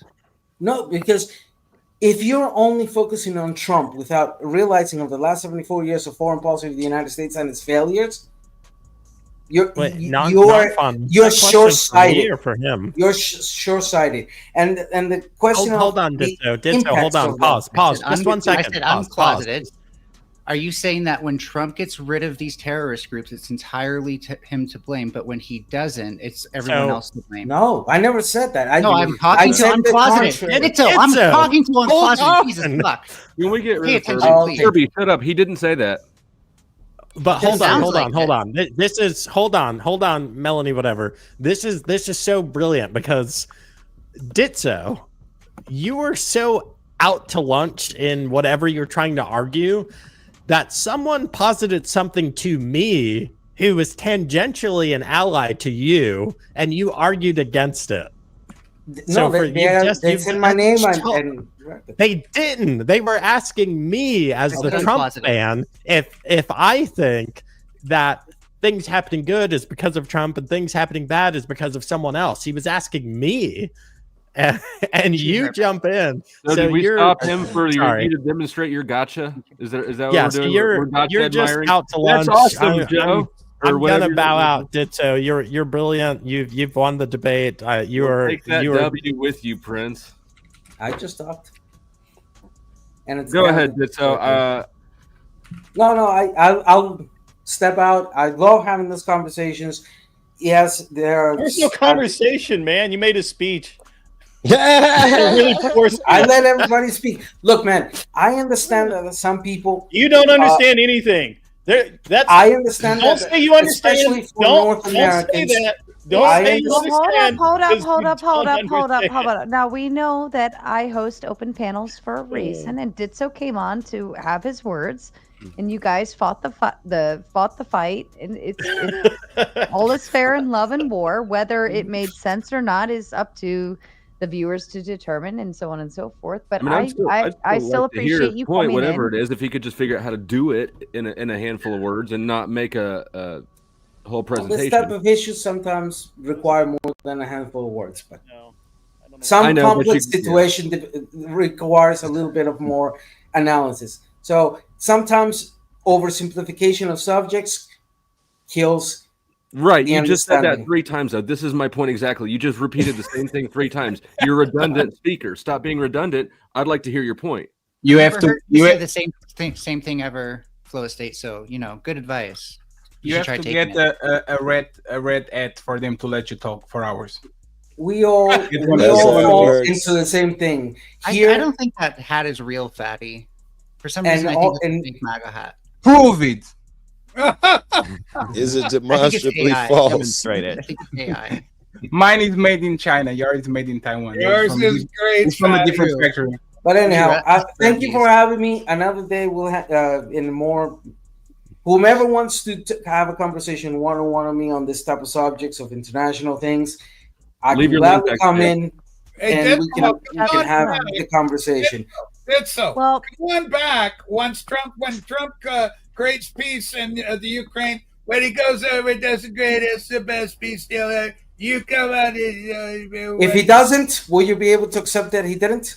Only if you get me on your show, we're talking on your great. They're already backing down, and he's not even in the White House yet. Yeah, I know. Hamas goes, hey, anybody interested in having peace? We're kind of looking for it. All right, 4 And years. you know what they're gonna say? They're gonna say Biden stopped the wars. They're gonna say Biden Harris did all this stuff. No, I wanted to ask. Who are they? Earlier, If I you feel keep like on you're- thinking. Hey, can Sorry, we let timing with like ISIS and everything is like a little off. You're saying like ISIS existed and then Trump got rid of it and another terror group popped up called Hamas. Hamas existed before ISIS, so did Hezbollah. Non-Fon, you're much more you're much more intelligent, and we can have a real drawn-out. I'm a literal intelligence professional, but I had to use small words for Ditzy. But you're absolutely right. That's okay, right? Because you have to think of understanding. it this way. What is the average American or the average person believing when they come in to vote, right? So we do have to kind of utilize the smaller words, especially if you are at an expert level of what you're talking about. It's actually humbling to be able to translate to more smaller talk. So it's not a bad thing. I consider it to be a kind gesture to utilize smaller words or to be able to explain or translate for the person and have a better conversation. There's nothing wrong with that. Yes. Some conversation is sometimes you Don't be have redundant. you have to demand. He hasn't. Sometimes these conversations require understanding and knowledge of the things that are being talked about. And if you oversimplify things, what happens is the terrain of populists and the terrain of the Hugo Chavez, the Fidel Castros, the Ortegas, etc. of the world to come in and hold power. No one is accusing you of oversimplification being your issue. Oversimplification kills kills democracy. That's sometimes. 6 times in 5 fucking minutes you said that. Probably less. Well, you've done the same, Flo. I've heard it before. You've repeated your points in occasion. Everybody commits this type of situation where, in the attempt of trying to explain oneself, it can repeat. So Well, thank you for attempting. My link is backstage if you want to talk sometime in the future. Did you get reactivated, Flo? No. Good night, everyone. Thank you for having me. Busy, and another day but- we'll have a more in-depth. And Ditto. just to Uncle Conservative, thank you for your condescension, even if we have the Ditto. Hold up, ladies and gentlemen. Ditto, thank you for dropping in and willing to come on the panel. And it's obviously the bottom row is almost clearly Trump and stuff, and so you're kind of up against a full force down there. But I appreciate you stopping by. And you're shut up for a second. And you're welcome anytime, Ditto. Let's go Woblaba, everybody. That means walk with your eyes open. It's a phrase from one of my indigenous groups in Costa Rica. Beshko Woblaba. Hey, thanks, Sarah, for letting me up. I'm gonna go drink bourbon and flirt with my wife. I think she's getting into the shower. Hold on, I'll be over there to flirt with her too. See you later, Joe. Tomorrow we'll send some MAGA people your way, buddy. At least take your hand Thank before you. you do Thank this. you Okay? all. I'm not long for that Any myself. final thoughts? to be honest. Any final thoughts from you, Joe? Now, I'm so glad that I saw you on Grid's channel. I love your content. Also, you guys need to acknowledge Sarah has a very winning smile. And you there it is. And you let people come and get their ideas out, even if their ideas are lacking. And she got completely white girl wasted. I'm on my way back. Oh, are you wasted? I didn't know. Well, Mama Tomato. You weren't on that night. So Mama Tomato, thank you for Sarah's smile. We don't give Sarah credit over here. Is Mama down there? Mama's here. Stay up. Fatty's an imposter, man. He is not a Trump supporter. That's some bullshit he's got going on. Yes, I am. Sarah, I would be very interested in either. meeting That's why your I mom. turned my head back. I do very well with older white ladies. So, My mom. and that's- My mom's fun. She's a fun mom. all right, Joe. Cool. Hold it down for the Joes, okay? All right, be easy, Joe. We'll see Later, ya. guys. See you, Joe. Bye. Is his name like? Was he in the closet? Like, what was that? No, he's still. Oops. Like in the closet, that conservative. I don't know. Sounds great. So how you he's guys out, doing? bro. He's out. We all know what he is. I- He's talked about it at length. Other than greed, I don't get any of y'all think Trump is going to do anything for y'all. To be honest, I don't think most of us. I don't. Tax bracket does not tax bracketing. If you see what I'm saying. Trump is going to totally stop those 2 wars, Fatty. I don't know what you're talking about. Oh yeah, totally he's going to those spit wars. in the sand, and he's going to summon a dragon, and he's going to make them stop magically. Totally. He's gonna ride a giant lion. I got it. Eddie, why do you think he's going to help me? Why is that? Because you are probably on the tax bracket that he Did your loves the most. portfolio pop up this morning? Yes. I'm sorry. Did your portfolio pop up this morning? Yes. I don't look at that. Yeah, it's a Okay, yes, well, I'll yes, tell you yes. it did. It did well. Congratulations. Actually, You made how some much money did you donate to the Republican campaign? I didn't this year actually. You didn't? Really? No. Greed friend said, "Don't worry, Greed. I got you this time. Don't worry, I got it." Greg was like, that shit a lock. I ain't got to spend no money this year. That's just a lock. Well, actually, you know what really had me has had me hacked off for the last couple of years is I've spent 6 figures in income, or I paid 6 figures in income tax the last 10 years, every year. Right. Ew. And if you think there's anything that hurts, Flex more harder, than that, motherfucker. Huh? Wes Watson down here with all these Yeah, flexing. you're making a substantial amount of income still, so it's like So it's like, why not World's give it to smallest us? Oh yeah, okay. All Deserve right. the So money. let me run this argument by you. So you make, let's just round number 750 grand. You pay the government, or they take $180,000 away from you, and you're still supposed to be happy about that. Is anybody in this panel going to be happy about that? Support. Well, also, Well, I put feel that like in- I'm getting something good Do out of you- it, then maybe. yeah. Do you Put that appreciate into civil perspective infrastructure? of put that into like perspective. equivalent- If you're making $200,000 and they still take that 25%, right? And like Well, that still hurts. It's marginal brackets. Yes, but it's still I consider like a quarter of what I make to be gone, right? Anything I make, I could just consider a quarter of it gone between state and federal taxes. And so it hurts on any level unless you're in poverty level, right? Then you're actually getting more back. But essentially Not it's like nobody wants to give their money away. Well, I really understand hate that. that. but also saying it has to tariffs, be tariffs, $50,000 are New York regressive State. taxes. Like I have to pay New York State $50,000 a year on the average. I mean, none of this makes me feel good. I mean, it's a sore spot. With You strike me as a type who loves the government, though. Who they are your comforters. I'm a small government person. I despise most of the government. Other than abortion rights, when it's abortion rights, everybody wants to be government again, right? I'm sorry, what? It's like everybody wants small government until he gets into somebody's vaginas. Then everybody wants to be government again. Nobody wants big government, fatty. I do want in some vaginas, though. Everybody As wants somebody small who government, and probably- then as soon as they see the vagina, get in there. Go ahead. Small government and a big vagina. But at any rate, since I paid so much in taxes, I feel I gave it the office, so I don't donate to any campaigns.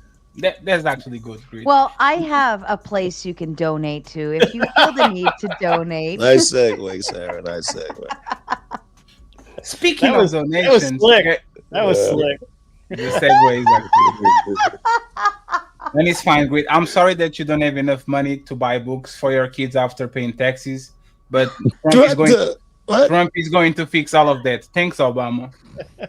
Well, if anything, I hope he brings back the tax breaks that he gave the middle class that Biden got rid of right off the rip, because that'll help, people that are in my tax bracket. Because I didn't know that was a thing. I think get rid of The Jobs Act is still in effect, and Kamala Harris was in Yeah. favor of extending them for people making under $400,000 a year. I don't know what tax breaks for middle class people you're talking about. Well, really the only one, where did- the one where I was getting $3,000 a year per child tax credit, the one where I was getting $10,000. You realize Biden expanded the child tax credit too, and Kamala Harris was also in You favor of realize I extending it filed even more than taxes and I Trump. didn't get none of those credits at all last year. So try again, buddy. Well, because we extended it temporarily during COVID.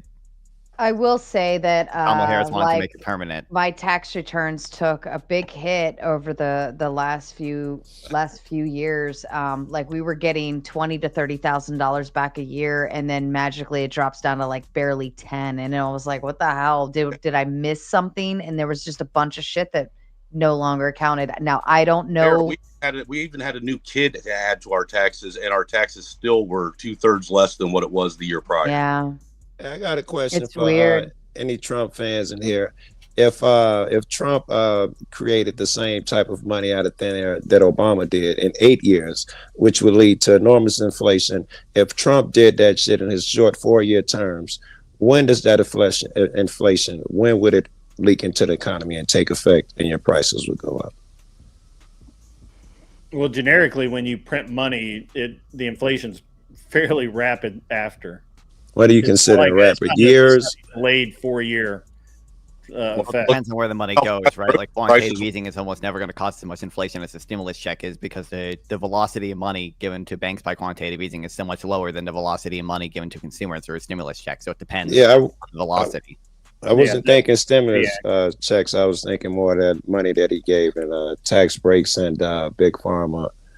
Well, 6.3 trillion or so. Tax break, they do things with those taxes like hire people and buy new equipment to make more Which is things. inflationary. You know that, right? What you just said is that when you decrease taxes, you increase aggregate demand. That's inflationary. They kind of buy back their stock so they can get even more money from the stock market. That fallacy that they say. Exactly. Yeah, we're gonna hire more tax people. cuts, they are going to hire more people. No, they're going to create robots, so you lose your job in the next 2 or 3 years. Trickle down economics. I thought we trickle-down proved economics that doesn't worked. mean- Not a zero-sum game. Rachel?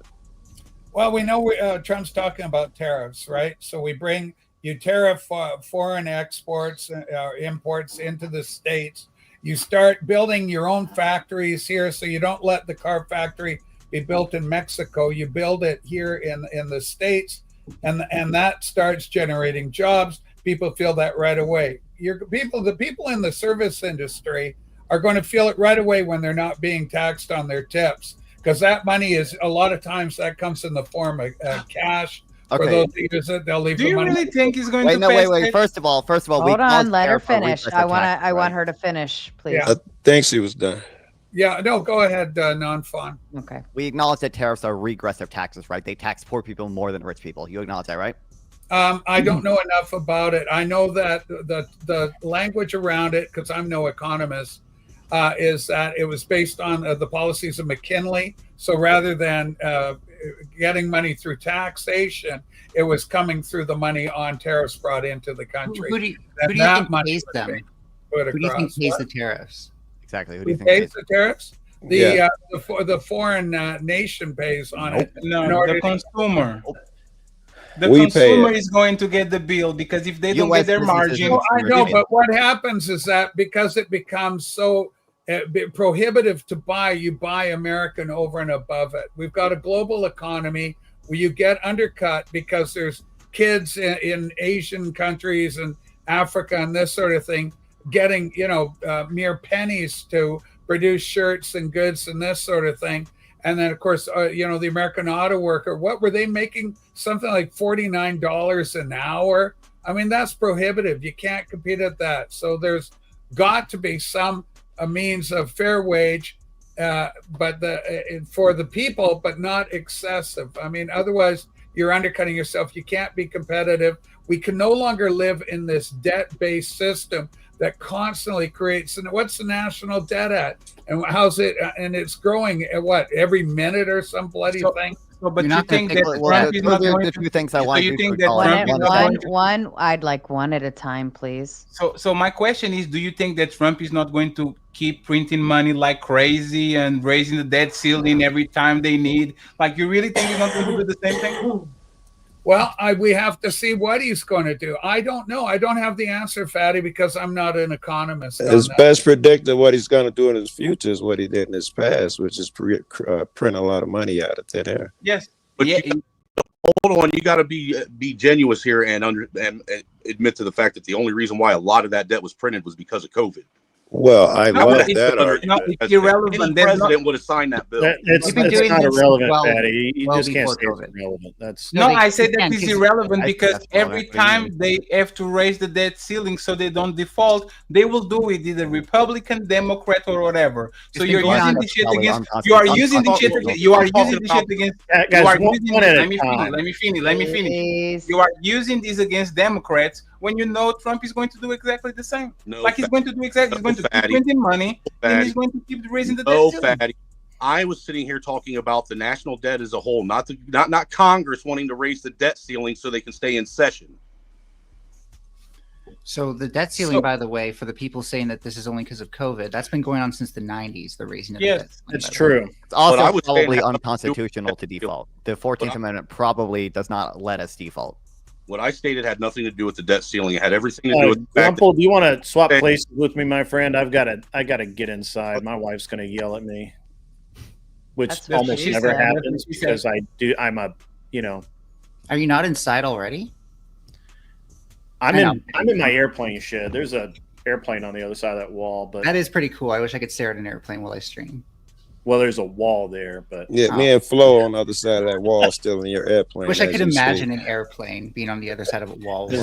I built this room for my wife to use as a home office during COVID, and then she doesn't use it anymore, so I turned it into my studio. That's what I was saying. What the society and the in your chat, you do understand we only use tariffs until the 1920s.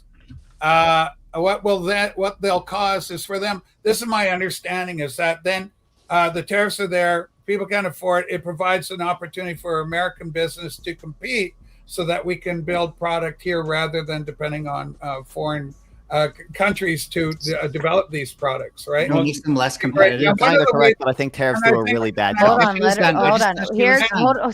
Stop.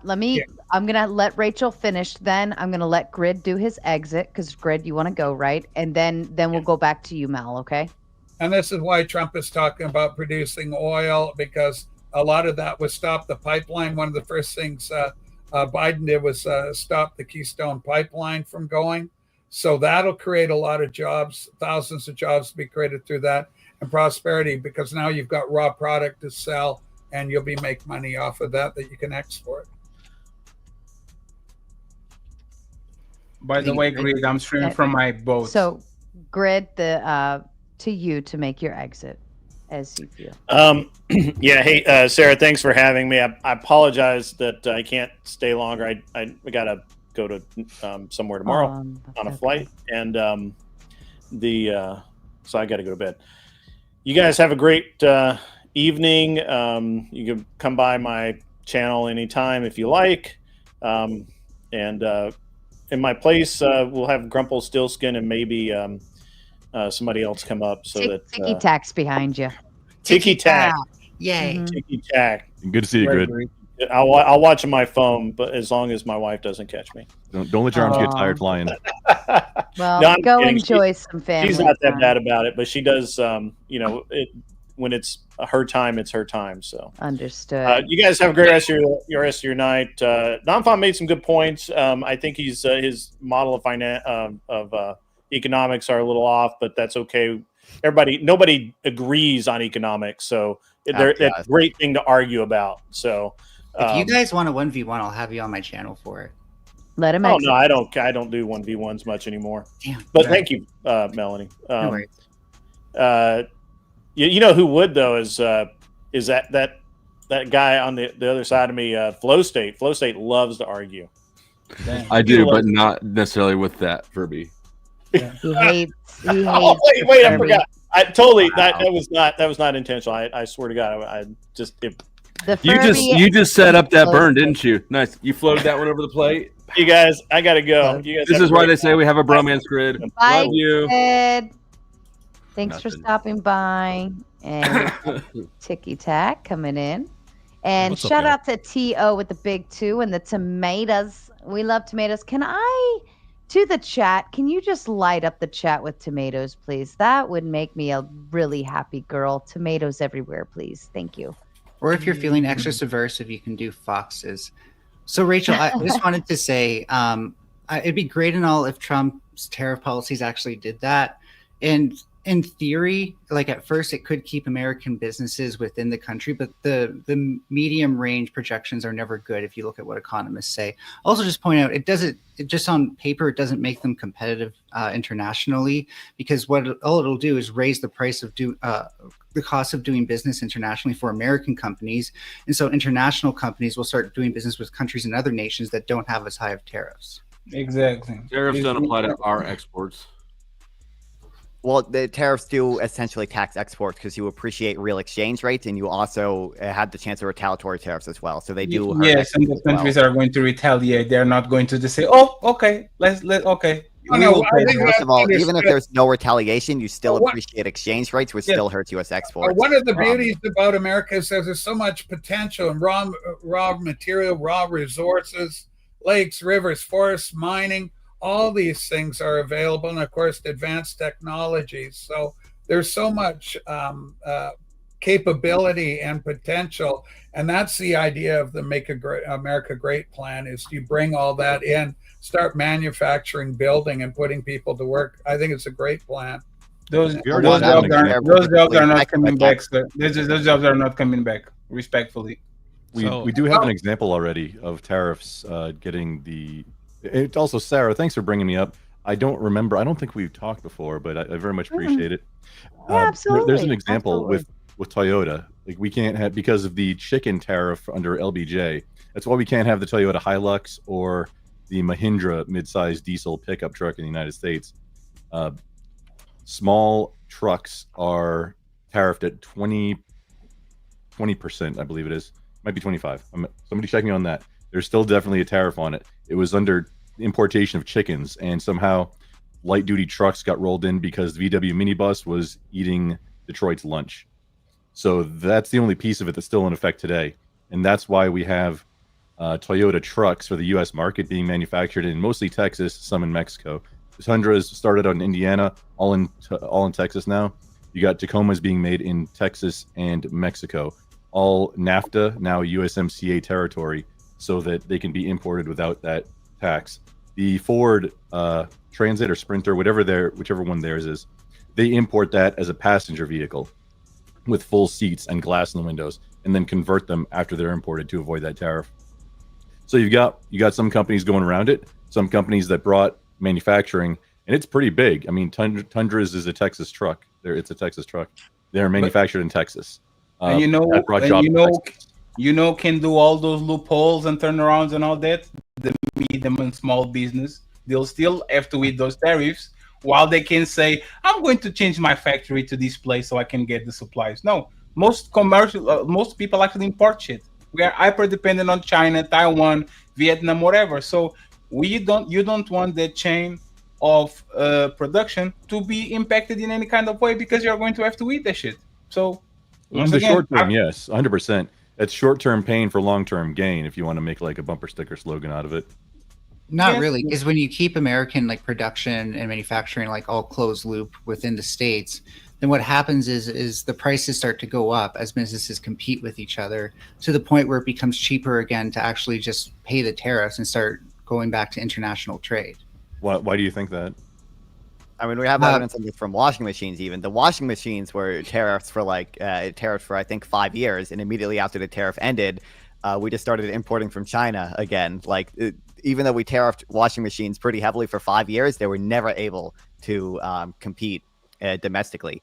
And also, you have to consider, like, you guys keep saying it protects jobs or whatever, brings jobs back. You're not bringing aggregate jobs back. All you're doing is protecting some jobs over other jobs. Tariffing steel might protect steel jobs, but it comes at the cost of jobs for all the businesses that use steel. And it's the same. You can look up the Iowa car crop. It's the same for everything. Like, tariffs protect some jobs at the cost of other jobs. Right. The whole economy is intertwined. It also, I mean, you also have the paradigm where, with income being distributed around for workers, right? Which industry is going to employ more? It's a very complex interweb, but both presidents were planning on raising revenue, either through tariffs or corporate taxes, right? So it's preferable to have neither of them, but that's not really what's on the table. The bigger question is who's going to better use have a corporate tax than tariffs. Oh no, and I'm not absolutely even would be worse. Absolutely would be worse, because tariffs, even a 20% flat tariff, which is stupid and ham-fisted. Not everything we consume is imports. That's going to get dissolved throughout the economy for the end user. A flat corporate corporate tax rate affects every single thing sold here. Flo, and small businesses that don't import things. Who do you think is more likely to survive a tax hike, like corporations or like middle class businesses? It doesn't matter. That's the wrong question. That's the wrong question, because that assumes that the shareholders are going to eat the tax. No, I said nothing about shareholders. They're not going to. I said nothing. No, I said nothing about shareholders. I know said you did. who has more room to handle a tax hike. And it's wrong, because that money's always going to trickle down to the end user. I don't understand why it takes longer to do it at the corporation. No, it'll be faster with a corporation, because they're going to start raising prices immediately. Yeah, but that's actually not how it works, kind of, Flo, because there's Apple products and Coca-Cola products in Europe. They pay way more taxes here than they pay in the United States, and they still sell Coca-Cola products the same price. Corporations usually Let me ask you raising this. their prices. Here's a good before measure the of taxes are implemented. What has the stock market done since the election was decided? You don't value the stock market on days, but yes, it went up. Yes, a lot. Okay. So yeah, but it's also reached all-time highs under Biden and Kamala before. I don't know how responsive it is. Who do you think is going to be impacted? How do you think the economic impacts are going to be? Like, because these are business people, right? Buying and purchasing and trading this stock. So the stock is speculation. They're all of these was speculation. Everything we're talking about is speculative. The real question is who's going to use their financial advisors. The final price is not speculation. Like, the final price of a product is practical. You see the product go from $1 to $1.20. The stock market is literally it's manufactured. Like there's no reason for a stock to go from 1 to 1.5 other than enthusiasm. That there's nothing below it. Isn't Right, and that's all I'm calibrating. Is I'm calibrating the economic enthusiasm. If tariffs were worse for the economy than a flat corporate tax, people would not be enthusiastic. No, they would. I want to see it work. No, Why would would people be So this is a fallacy. Now more competitive. Yeah, this is a fallacy that we talk about, right? We say, oh my God, Apple. fallacy? If we increase the taxes to Apple, they are going to raise the prices and they're not going to be competitive. And then Apple goes to Mexico. They get more taxes and the prices are the same. They come to France. They get more tax and the prices are the same. They still open stores. Where's this story coming from? No, I'm telling that these multinational companies bite the dust every single time they open a new store in another country, even though they're getting way more tax in Canada than they are taxed in New York. No, that's not them biting the dust. They clearly have an incentive to move. They're making an economic decision. Probably they get get tax free for a period of time. No, they don't, and that's exactly the point. We just had a Panasonic battery plant move in down the road from us. They're that's fair. 20 fucking years tax free. That might be local taxes. Like the business doesn't pay property tax or something. There's a lot of deals that happen with that. Just a quick shout out to Milk Cow for the $3 super sticker. Thank you so much, Milk Cow. Moo to you. Back to you, gentlemen. Did you just say you had a battery plant move in? Yeah, they're building a Panasonic, a massive battery production facility a little bit down the road, and the state is giving them 20 years with no property tax. There's massive tax incentives to get these companies to move into a country. That was all. A lot of that was Biden, by the way. They shipped the Science Act and Inflation Reduction Act to look like subsidized battery production, and battery production is really important. It's a national security issue, which is why I didn't hear the beginning of what you said. It's because of Biden. Yeah. The CHIPS Act is what drove that. Why are batteries? I'm not thrilled about it. The reason I'm not thrilled about it is because it's right in my neighborhood. They're very important. Yeah, I don't give a fuck about national security. I care about my neighborhood. I'm actually non-fun. Could you repeat? They're very important for drones, which are really essential for a modern military, and there's other military equipment that uses batteries as well. Oh, that's a good point. I think the power grid is along the same lines, but even more important. Also, substation components, technology, cell phone, smartphone technology, so they can put chips in there from China. Cause problems because they can be they could possibly switched off from a foreign country can actually knock your battery out because they've put a on-off switch in it. And in fact, this is what Israel did. Remember a couple of months ago when all the Hamas guys were blowing up because they got a third party to go in and put these explosive devices in their cell phones or in it wasn't cell phone, in their pager technology.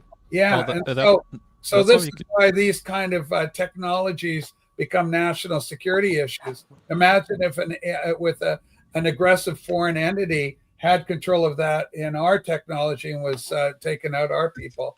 Right? Well, yeah, and that's why we have Taiwan that manufactures all these chips. And what's funny is that they actually have like detonation switches on the manufacturing equipment, like in case that they get taken over, they'll like blow up all the the proprietary knowledge and crap.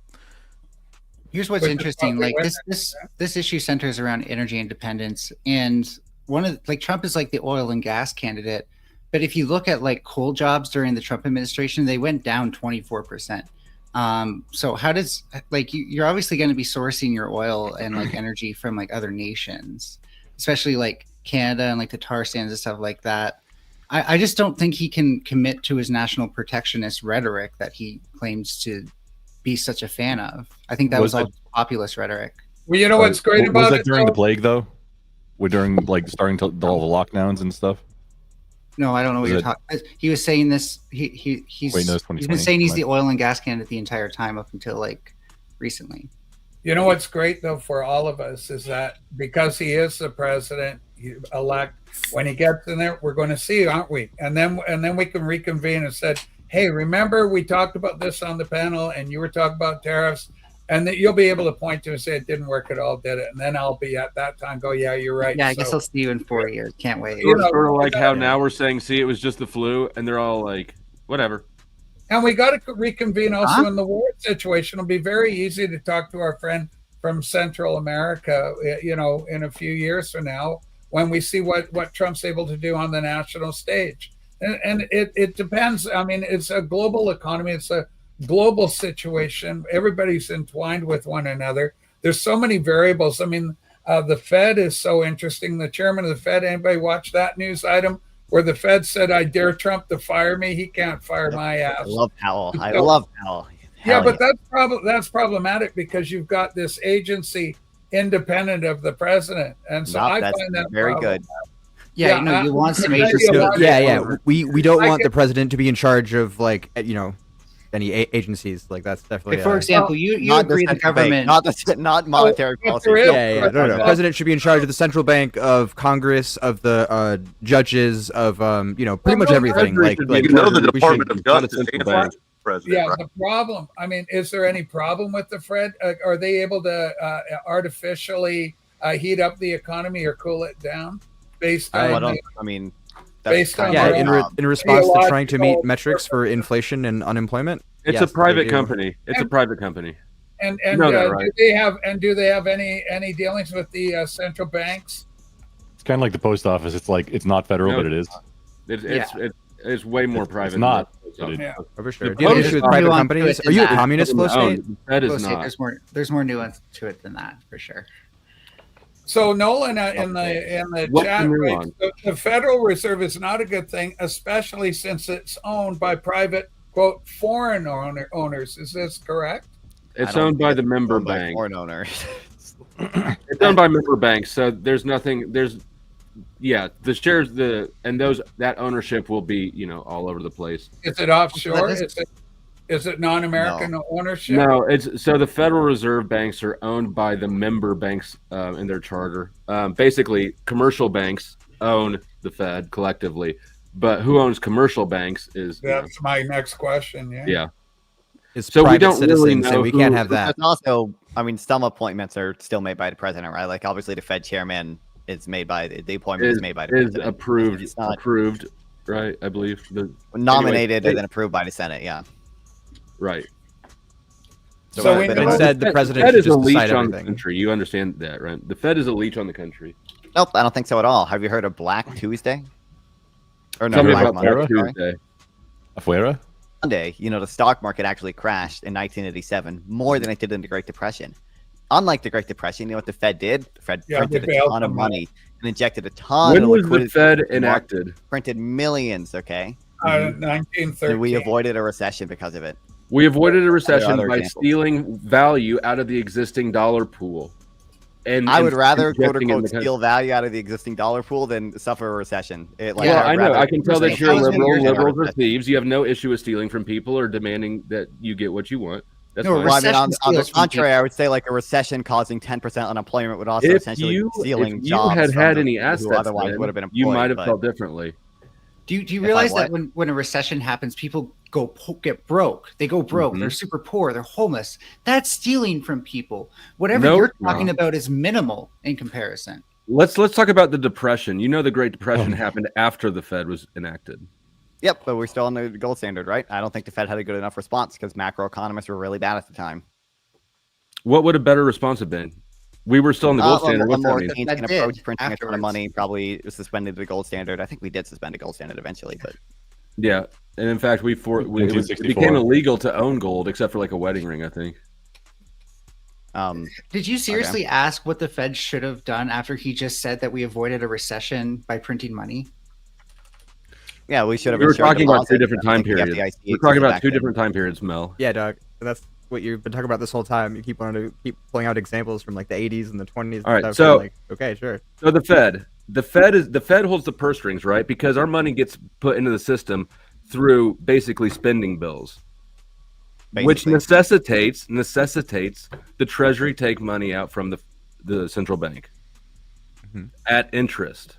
Yeah, so it's a debt-based situation. If the central bank says your loan is denied, the government shuts down. So you want to have a private company have entire control over the federal government's actions? You want to have a No, recession? I want Donald Trump to be solely in charge of all decisions. I was actually the Fed looking at ensures that the Treasury market clears. That's one of the primary roles of the Fed, is ensuring the Treasury market clears. They're a lender of last resort. They can raise interest rates to their member banks, not to the federal government. They're the primary lender to the federal government. So we have a problem, right? Yeah, we have this debt-based system, right? So every time that money is printed, then the resulting consequence of that is inflation. Isn't there a 1-to-1 correlation with that non-fund? It's complicated. Yeah. Well, I understand. But you know what's not complicated? It's never going to be worse than a recession. You're retarded. It could, in causes theory, recessions be and worse than depressions, a and eventually recession. currency collapses.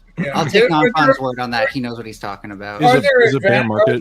Are there advantages to going back on the gold standard? Is that even possible? No, it's not possible. I don't think there's major advantages to be had there. I think it's a nothing burger because it's not like private citizens could go and audit Fort Knox when we were on a gold standard. It'd be fun to try and to see people try. Like all money is fake anyway, right? Like we just made that up. So it doesn't really matter if there's a medal associated with it or not. People trying to go, like individuals go and audit the Fed, that'd be like, hey, let's go check out Area 51. Everybody, just thinking this that, day, yeah. let's go.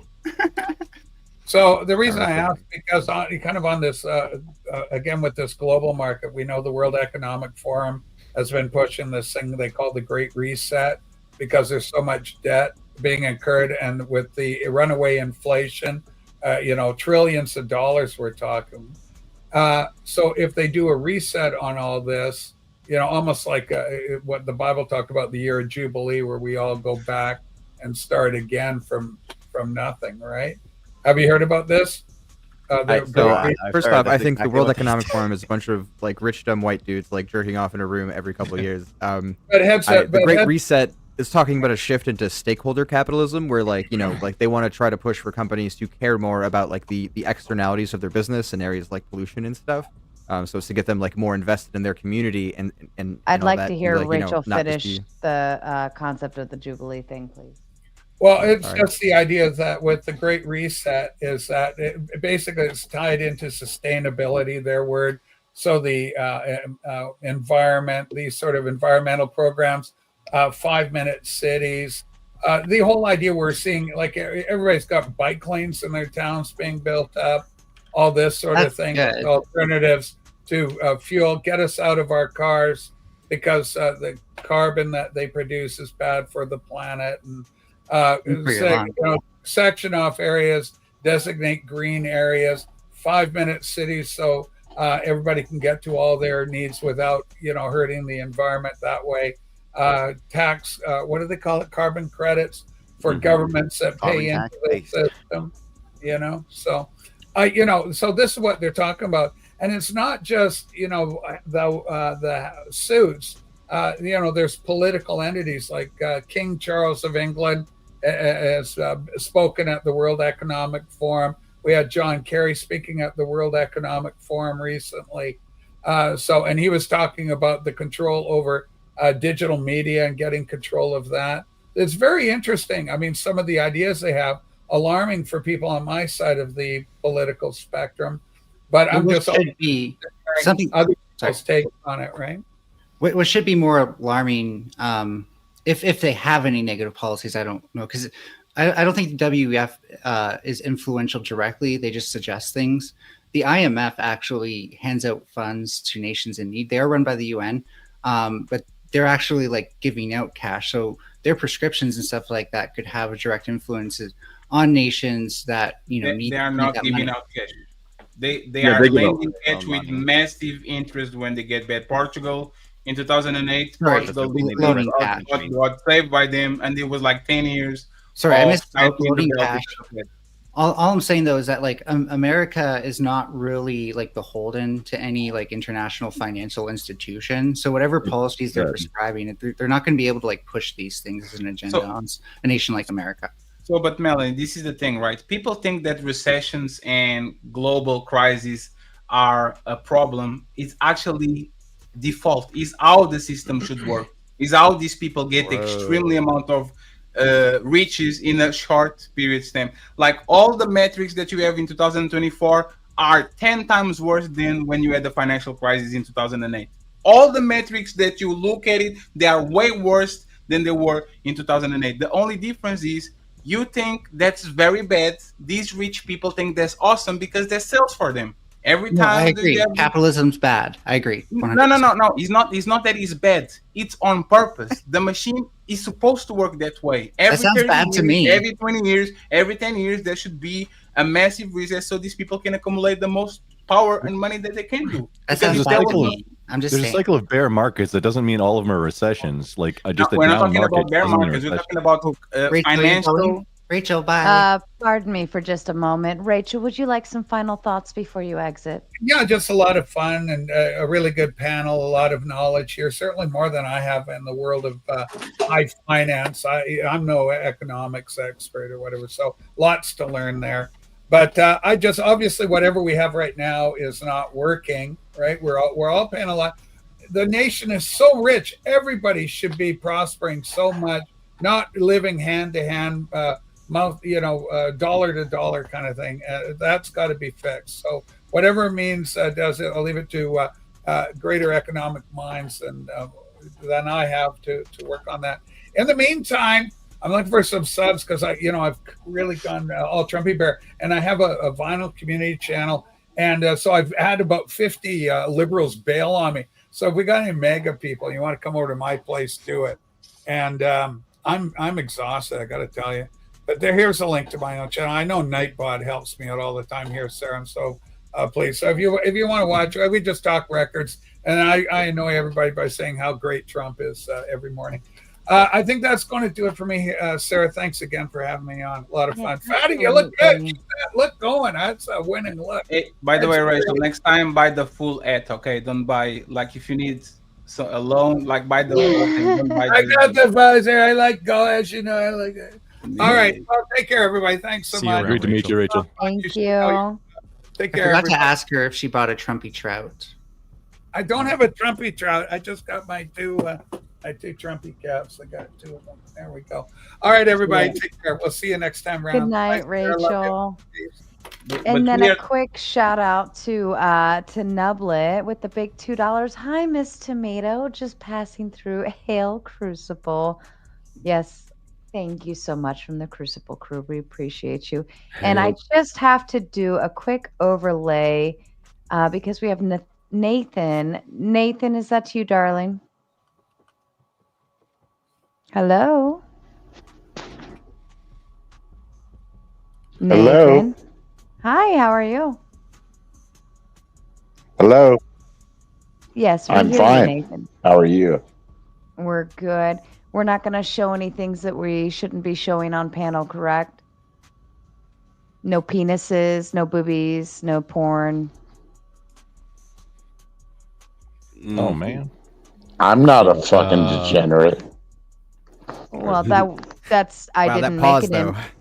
Definitely not a coon. I think he has a delay actually. Nathan, do you have like a bunch of other tabs open or something going on? Because it seems like you have a delay going on.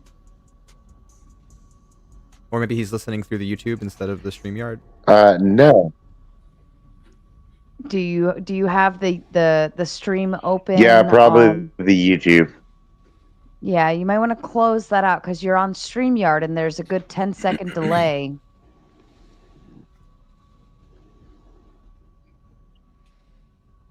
Yeah, I think you're right about that. Mm-hmm. Nathan, are you still with us, darling? Is that better?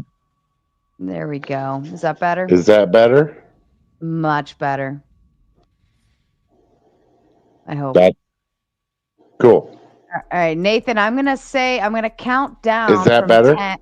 Nathan, stop talking for a second. I'm going to count down from 10. And when I stop counting, I want you to pick up the counting. 10, 9, 8, 7. 6, 5, Okay, there's 4, definitely- 3, 2, 1. So there's definitely a delay. There's a good few seconds in a delay.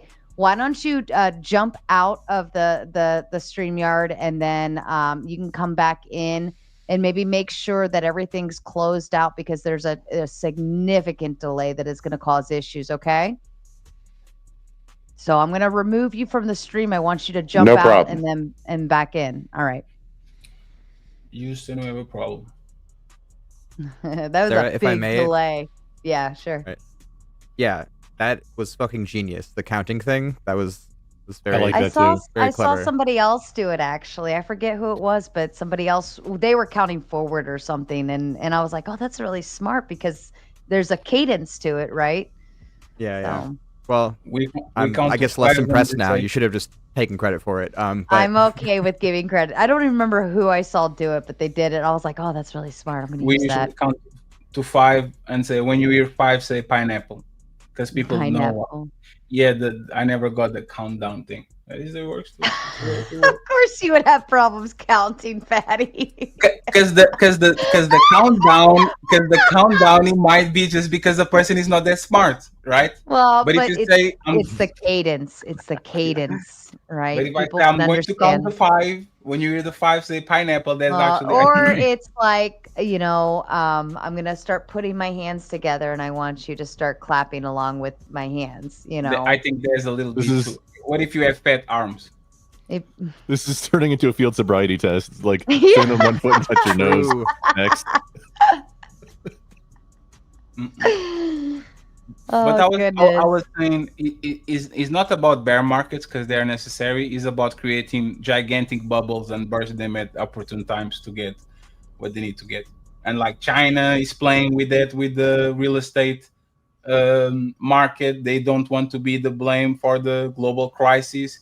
Probably the Biden administration didn't want to be blamed for, so they push it with their belly up front to the next one, and then the hot potato is going to push the next one. We're going to see who actually is going to get that. And the part is, if it bursts during the Trump administration, there's 2 scenarios, and nobody's going to take accountability. It was less administration fault, so it burst on my time, but it's not my fault.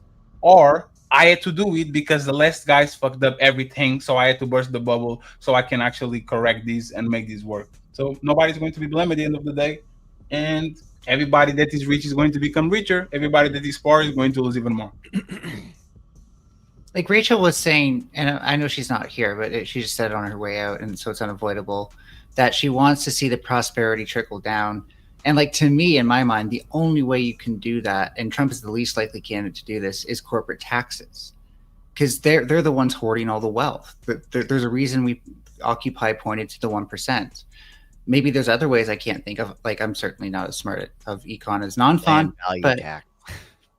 Okay, cool. So there are other ways, and when I say, how long are I these? should have just said, to be more general, now that I think of it, tax the rich, right? But how long are these businesses going to stick around? Keep taxing the shit out of them.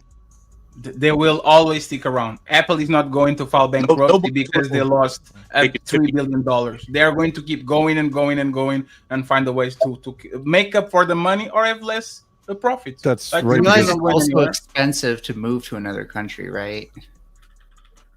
Let me, now that Nathan, Origin pardon me for just a second. Now that Nathan is back, Nathan, I'm going to count down again. 10, 9, 8.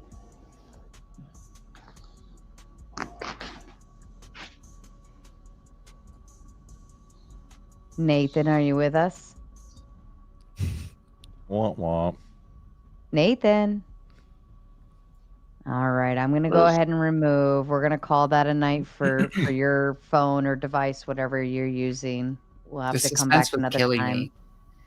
I was gripping my seat, the edge of my seat the whole time. I get more nervous. Like I don't think Nathan's going to do it, but I get more nervous when they're quiet. And I'm like, what are you going to do? What are you going to do? Like, please don't. Yeah. Some heavy breathing starts happening. Yeah. Please don't make me need to stop the stream. Please. Please. Please. Please. Please. We've had such a good night.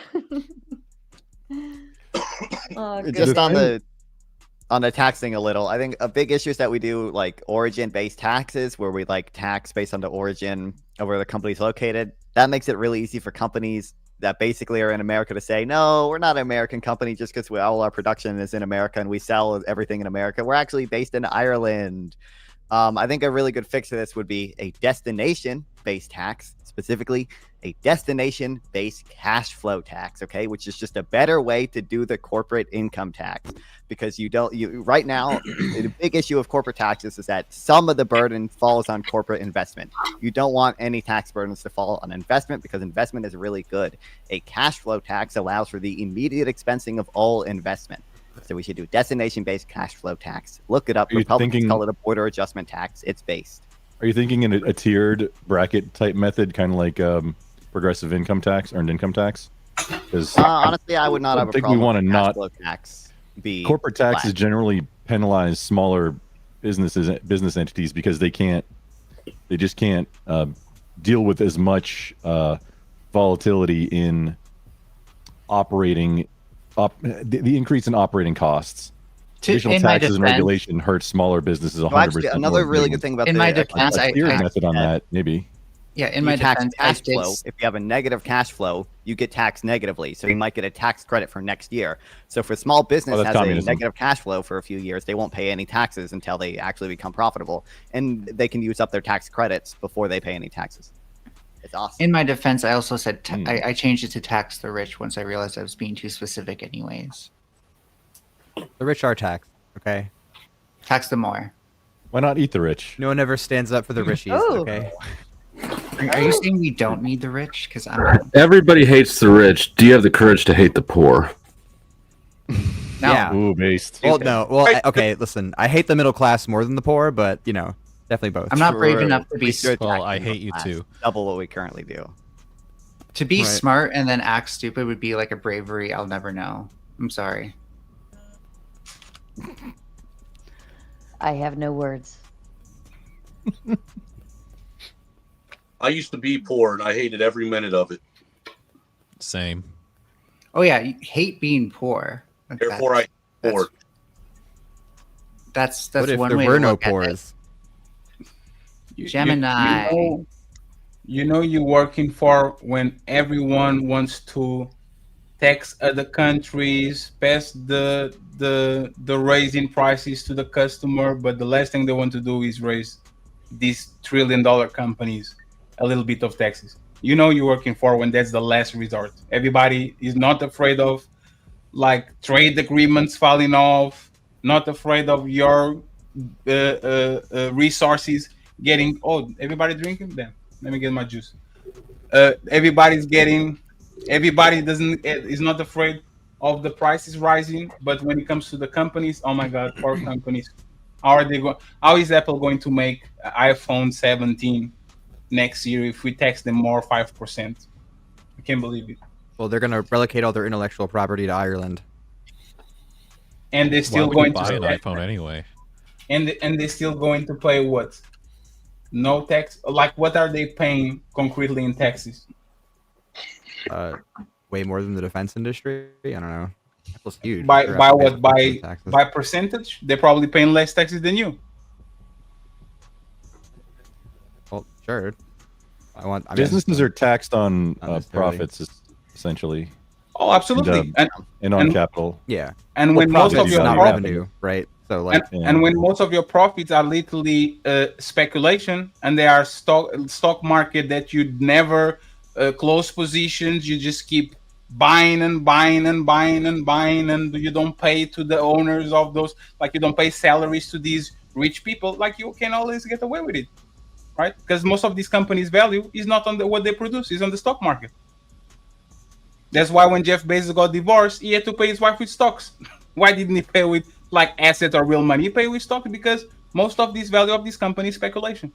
And that's what they actually like. They don't like to create new jobs. They like to reinvest and buy back their stock. These already making a tremendous amount of money. I'll do the same. Well, generally, the stock idea is what like finances investment and creating new jobs is the thing. It's supposed to protect against taxes, and then also with the stock, it keeps up with inflation by increasing your dollars. So it's not necessarily a bad thing that they're keeping them in stocks. When you say protect against taxes, do you mean like evade taxes? But they keep talking about trickle-down economics and creating jobs and all that. They have to pay capital gains tax. So if they don't close positions, they don't pay nothing. So if they were to accrue interest off of their stocks, they would actually be having to pay more capital gains tax over time by pulling the money out, and we're actually profiting more, allowing them to accrue interest on their money. We're profiting more as in like we're making more money from taxes. Yeah. Okay, I'll take your word for it. I don't know. No, you're not. How does it work? Because when you sell stocks and you accrue money, you have to pay capital gains at the end of the year. So, but how do we benefit from letting them keep buying, never closing positions, never like you don't benefit nothing from it because you're not going to see the money. Because if we were to just constantly tax their current stocks that are in there, the stocks would never increase in value, and so there would be no incentive for them to jump into stocks. And it would kill investment. Stocks only really occur on average about 10% per year, and the tax policies that you're wanting to put in there are 10% or more. So there would be like no incentive for them to put it in stocks at that point, and no, the because market would there's just crash. No, because there's brackets. They are not taxing the first million, the first 10 millions, the first 30 millions.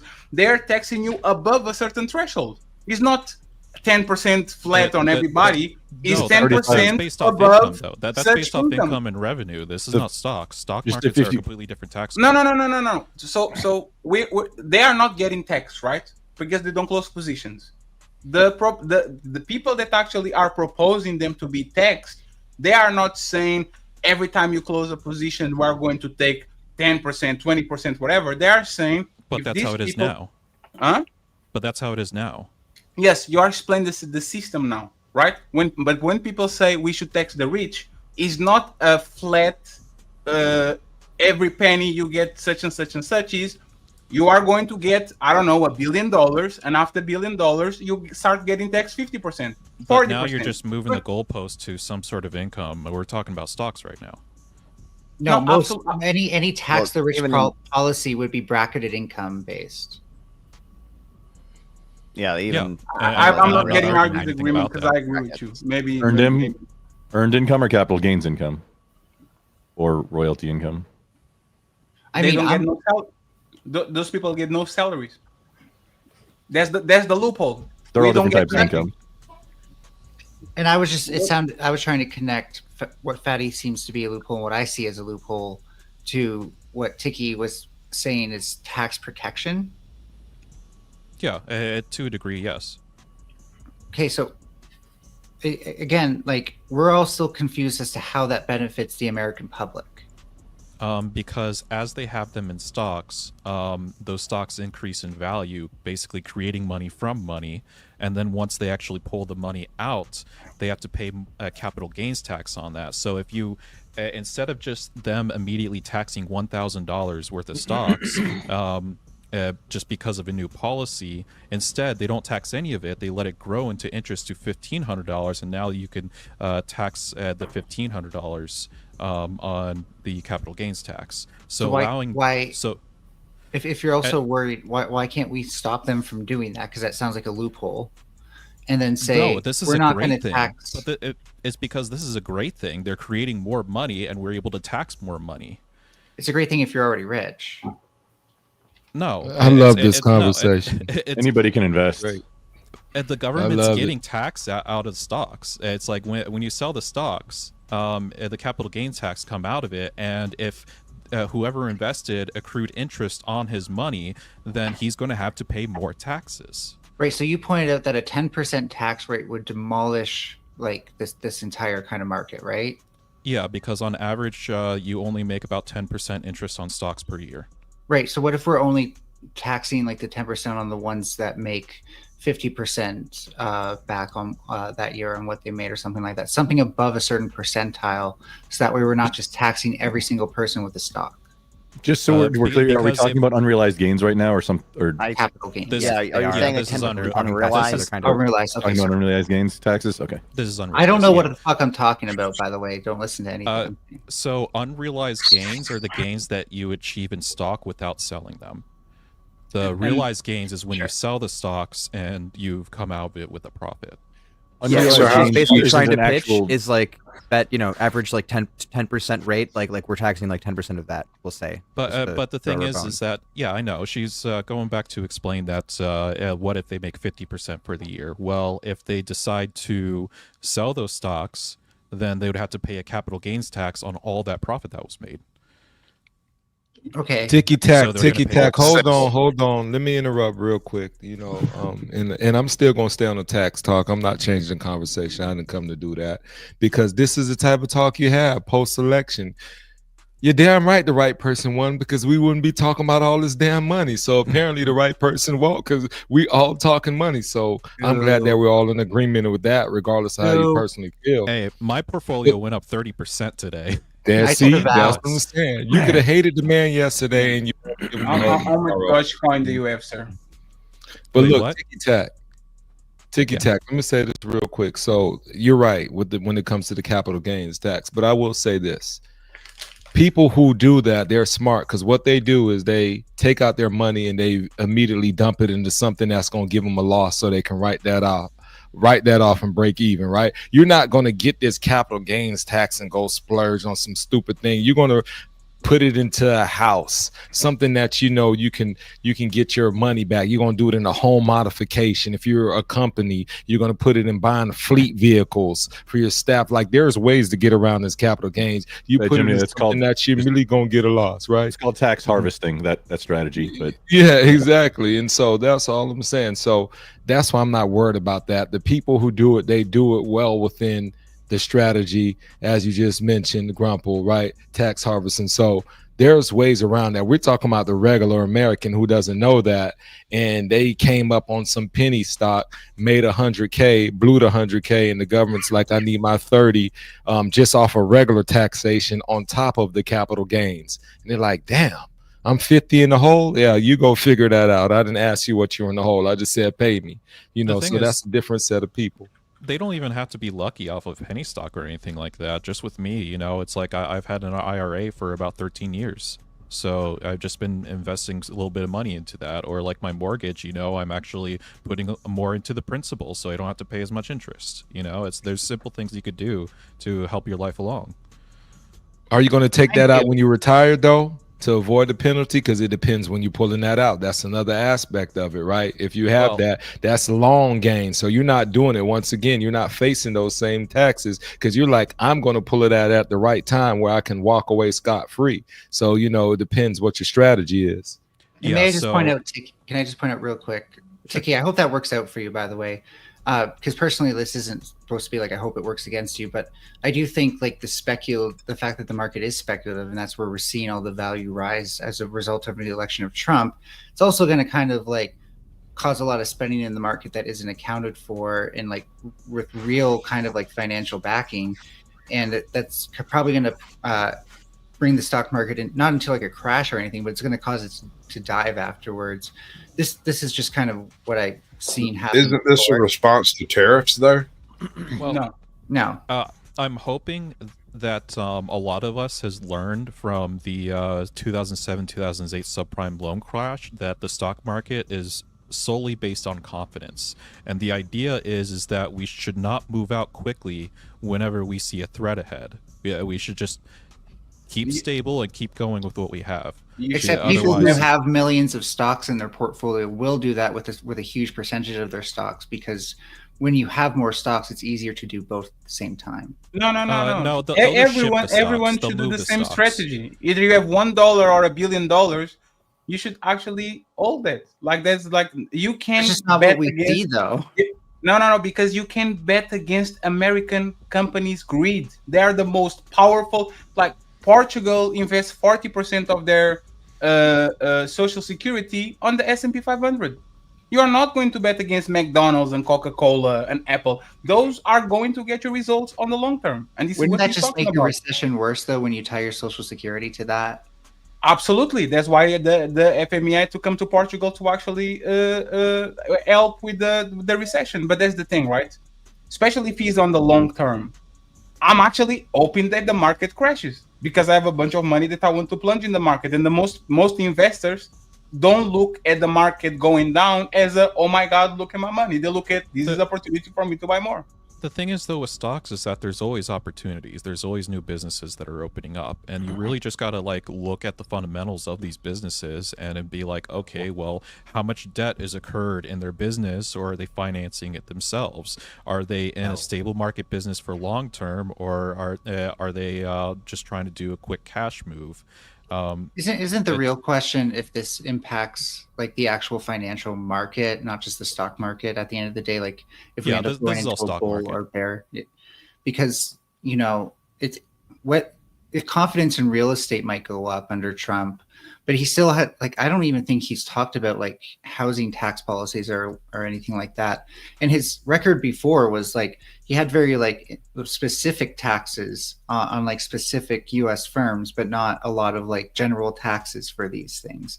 Almost like he was trying to help his friends get tax breaks. But anyways, you know, I just think it's ridiculous to expect Trump to care about the average person in the economy. He cares about the rich. He cares about himself profiting at the end of the day. He makes that very clear in everything he says. Yeah, but let's just grant that as true. At the end of the day, these are like 0.001% of like the crowds that are just involved in this dirty business. Think about what's actually going on in your neighborhood. Something that you brought up was property taxes. Property taxes is a county and a district level thing that's implemented. Your property taxes actually influence your neighborhood a lot more than any other tax because it's reinvested into your area on schools, on infrastructure, utilities, and even like your local government facilities like the courthouse and stuff.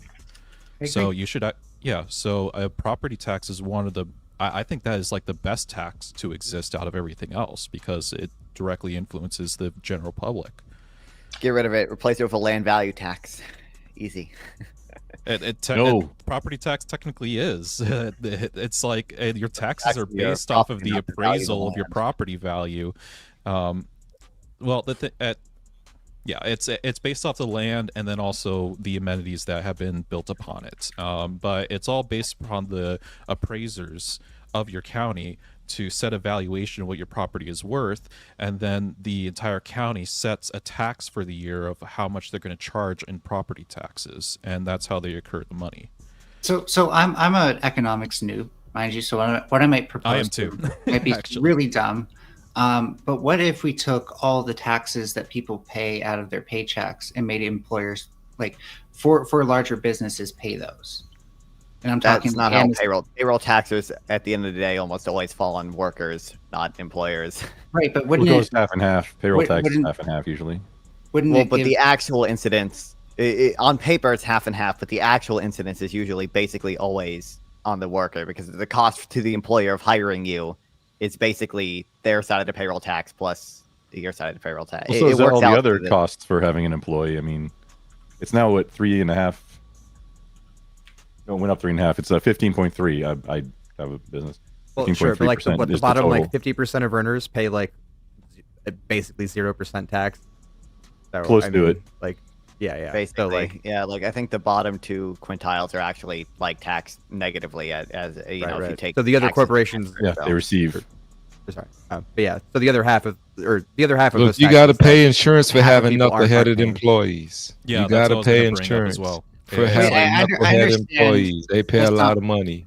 So and you don't want to pay your part of insurance too. I think people don't look at it. When you see, I'm mad because I'm paying $300 a check, whatever people pay for insurance, just go look at the employer side and you'll understand you're getting away easy. When you see them paying $1,800 for every $300 you pay, you'll be like, okay, thank you. I'm glad I don't have to pay that.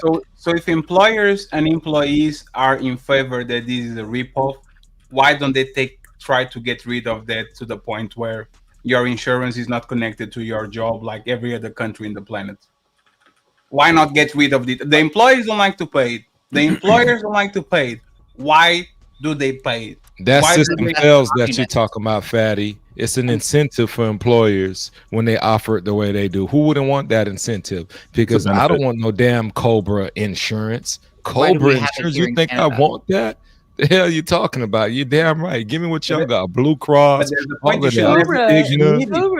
Cobra insurance is super expensive. It's horrible. Yeah. There are other options like healthcare cost sharing, like MediShare, There are other programs like that besides Cobra. Yeah, I'd never get friggin' Cobra Yes. for So anything. why not universal health care and then people pay private if they want to do it? Where do you think the money comes from for that? Taxes. Okay. Yes. Here's my like problem with like the the 3 universal healthcare trillions that you guys argument is spend on that- Iraq. Like you could. Yeah, we could quit spending that money too. I'm all for it, but Yes, actually, it becomes Amen, cheaper. sister. It's cheaper for you to actually have universal health care than for you to Hey, maintain stop all it, fatty. Stop it. I don't want universal health care. I don't want it either.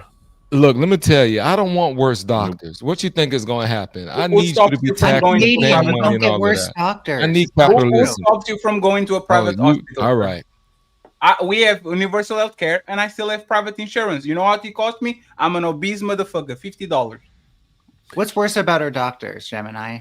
So my What's question is, worse is the why not have the incentive. same system? Okay, how does that make the doctors worse? Worse.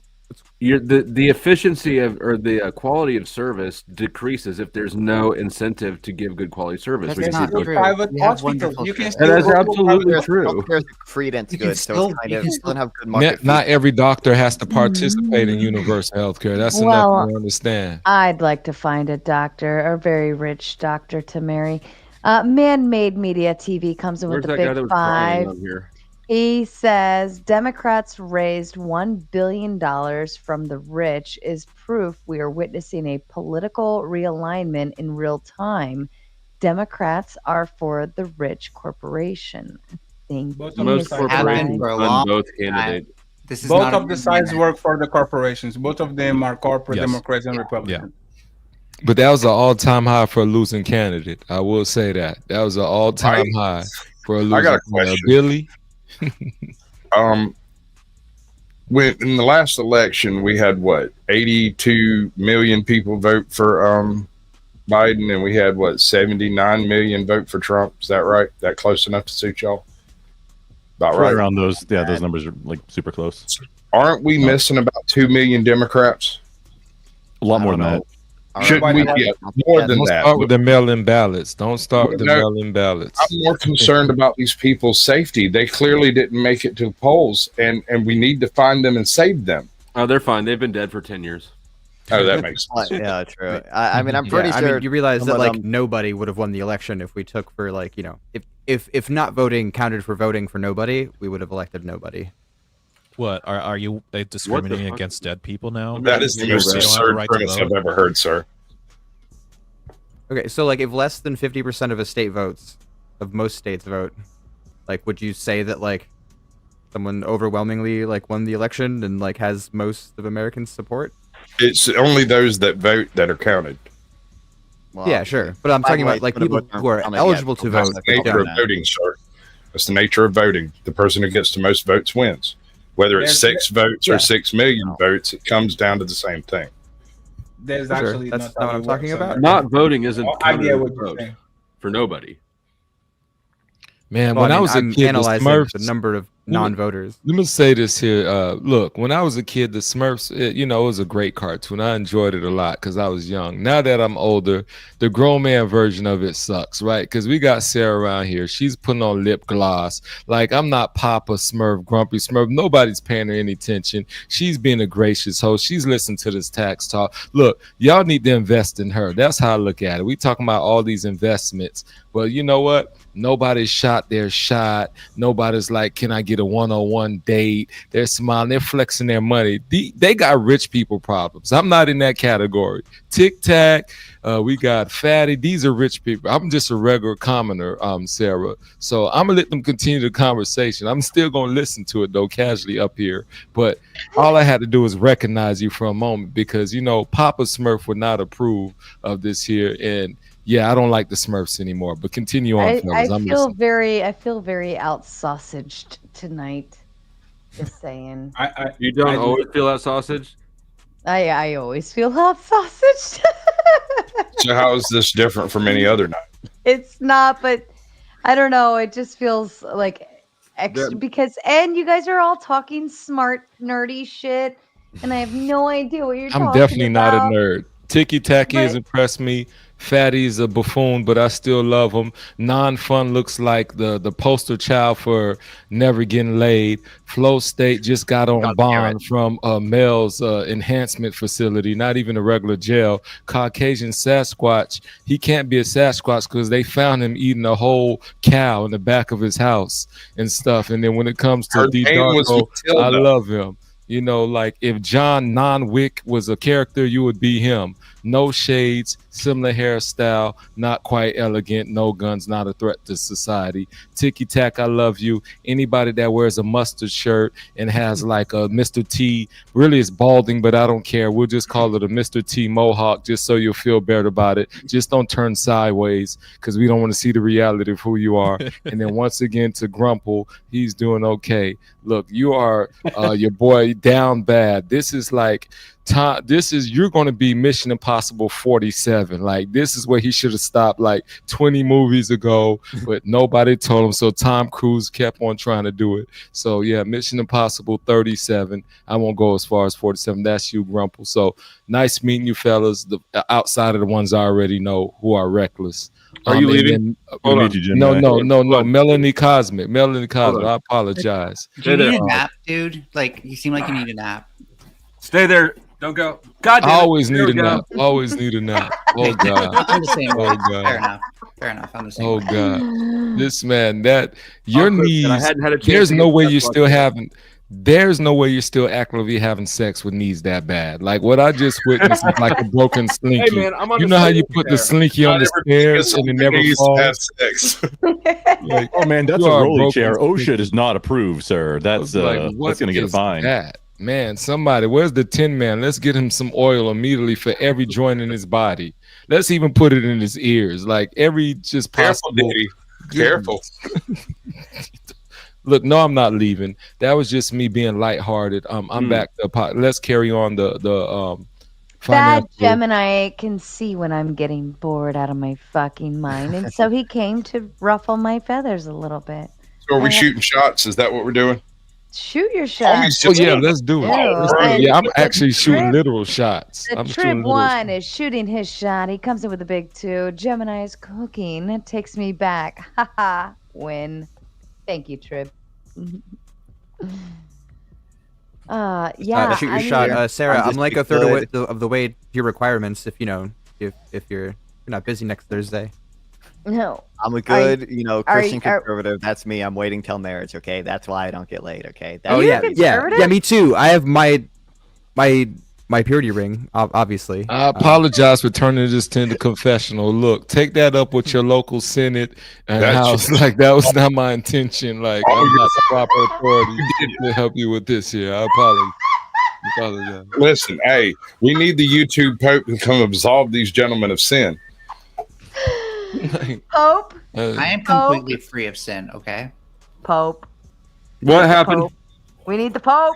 Sorry, I was not listening while I was screen recording my teabag. Bless you, child. You know how it works. Get some holy water. What you need? Who needs a blessing? These two gentlemen over here who are confessing. All right, do a Hail Mary, send in a super chat, and bless you. Be on your way. Who else needs some shit? I'm handing out. I'm feeling forgiving now. Hey, I like this modern vibe.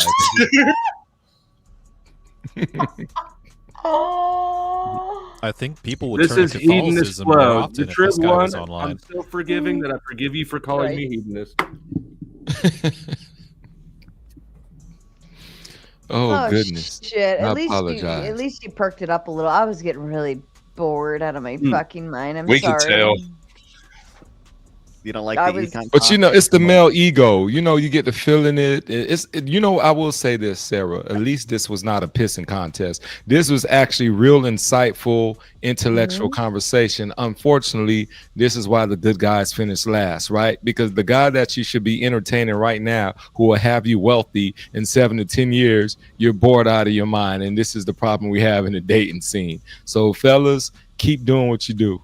Well, I tolerate the boring conversations because it's your conversations to have, right? This is your panel. This is your conversation. And I'll sit here happily. I just moderate in this aspect and make sure it's flowing smoothly and making sure that everybody gets their voice heard.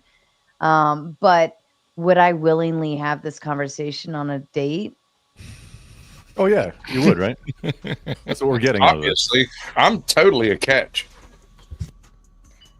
Yeah, he is. Did you see him open my mouth when I teabagged him? Damn right. So Naomi is requesting that I put the fur baby underneath Flo. No problem. You paid for it. You get it. All right. Yeah, I mean, and I think that that's kind of like, I think that that's kind of a piece of it, right? Like, yeah, I understand. Where did the Furby go? The Furby's probably taking a shit. Okay. The little hamsters. I don't want to do that. Hamsters poop. They poop little pellets, right? You said doo doo. They go doo doo. They do that. Doo doo. But I think like if it would like, would I choose to sit through this conversation with somebody I'm trying to do other things with? Absolutely not. Maybe we should go around the panel and everybody should say what sin they ask my forgiveness for. So it's sort of a confession. All right, confessional time. Starting with you, Caucasian. I'm just too great. Forgive me. Denied. Straight to hell. Thank you. Bless you, my child. Bless you, my child. My confession is I need a man to give me a reason to shave my legs. I need something to do. That's my confession. Your confession should be for telling me not to interrupt you while I'm actively interrupting you, and for that you're forgiven. Amen. But you didn't interrupt me. Say something long. Long. Interrupt. Next. Non-prawn. My confession is I gave your mother a reason to shave her legs. That's my confession. Well, the joke's forgiven on you, and straight to heaven because of that. That was a good burn. Straight to heaven for you, Sir Sainthood. I hope Mama Tomato's not still in the chat and listening, because if she is and she says I'm here, then I will immediately remove you from the panel for making your mama hell, joke. maybe. Whose mom were you talking about? I assumed it was mine, but it might have been yours. I thought it was mine. I was talking about Flow State. Because you're both egotists. Okay. Well, if it's Flow State, you're narcissists. But it really was all about me. So. Woo! Naomi's got me.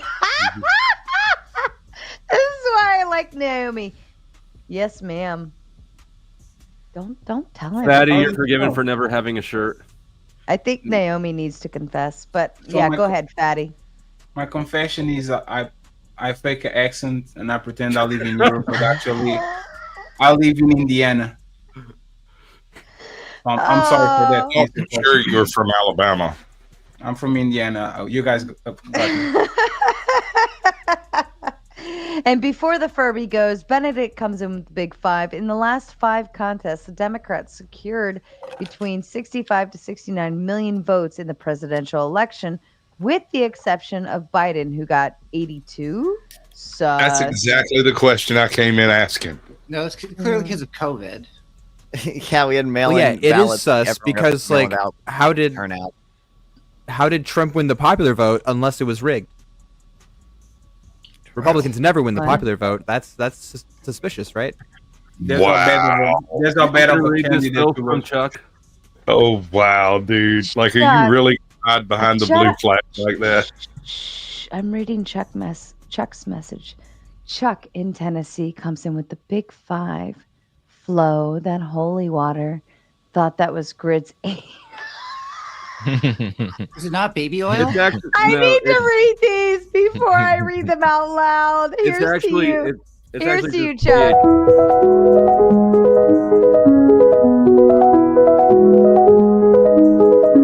This message is sponsored in part by Melanie. One more. Oh, Sarah, I offer this to everybody. I can do a dramatic reading of your super chats if you would like. No pressure either way. But I do the sexy ASMR 1-900 fuck a lot. Yeah, yours is probably better than mine. So nobody complains. if you start reading the gentlemen's chats, they're going to think you need to confess a few things. Here's to Chuck again for the membership send out earlier.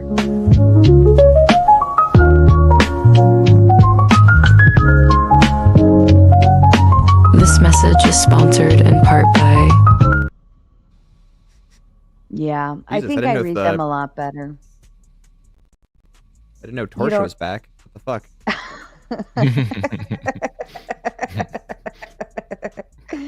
All right, Furby, confess. Okay, so this is Flo. Are you sure you want to hear this? Oh shit! I'll hear it. Okay, so this is a long one. You're gonna have to hear me out. So I'm doing this audition, right? And this family walks in, and at first they say they're gonna do a singing number, but apparently, are your kids involved in this? It's a good thing. Okay. Well, it depends. Okay. Well, wait. You're The confessing. kids are fine. The kids are actually evil. The aristocrats. The kids will be evil. So take that how you will. So how did you know what I was about to do? Fucking Flo. I hate you, Flo State. That's actually kind of sick that you knew that it was the aristocrats thing. Okay. Anyways, I can't do it anymore. You can call out. For that, you are forgiven. Okay. Cool. Bad Gemini, confess. I watched First 48. I want my lawyer.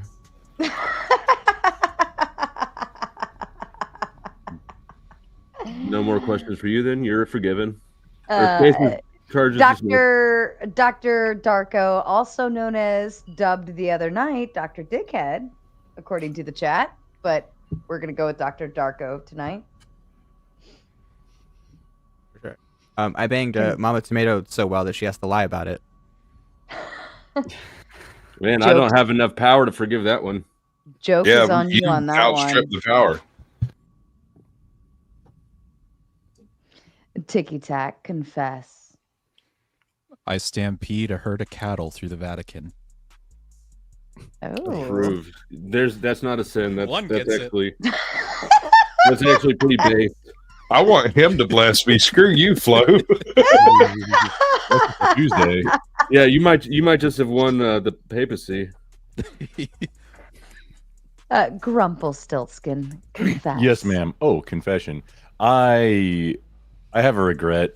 So in 2016, I placed a wager. I just put up like a Benji on when Donald Trump was trading at 19 cents on the dollar, and Liberal Tears turned it into a Glock 20 for me. I did not actually place any money. I was very sure 2024. Yeah, this is it.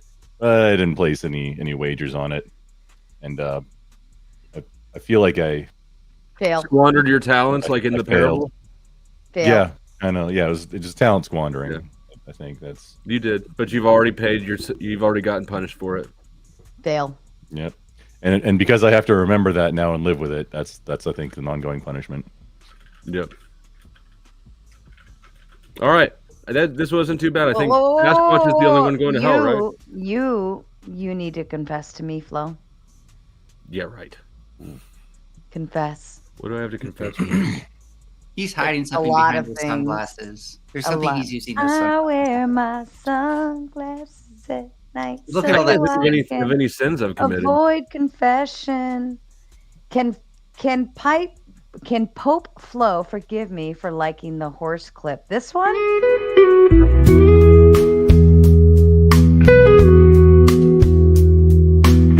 This message is sponsored in part by... Yes, but I can never forgive Sarah for always leaving the fucking comments up. I now officially leave the comments up on fucking purpose.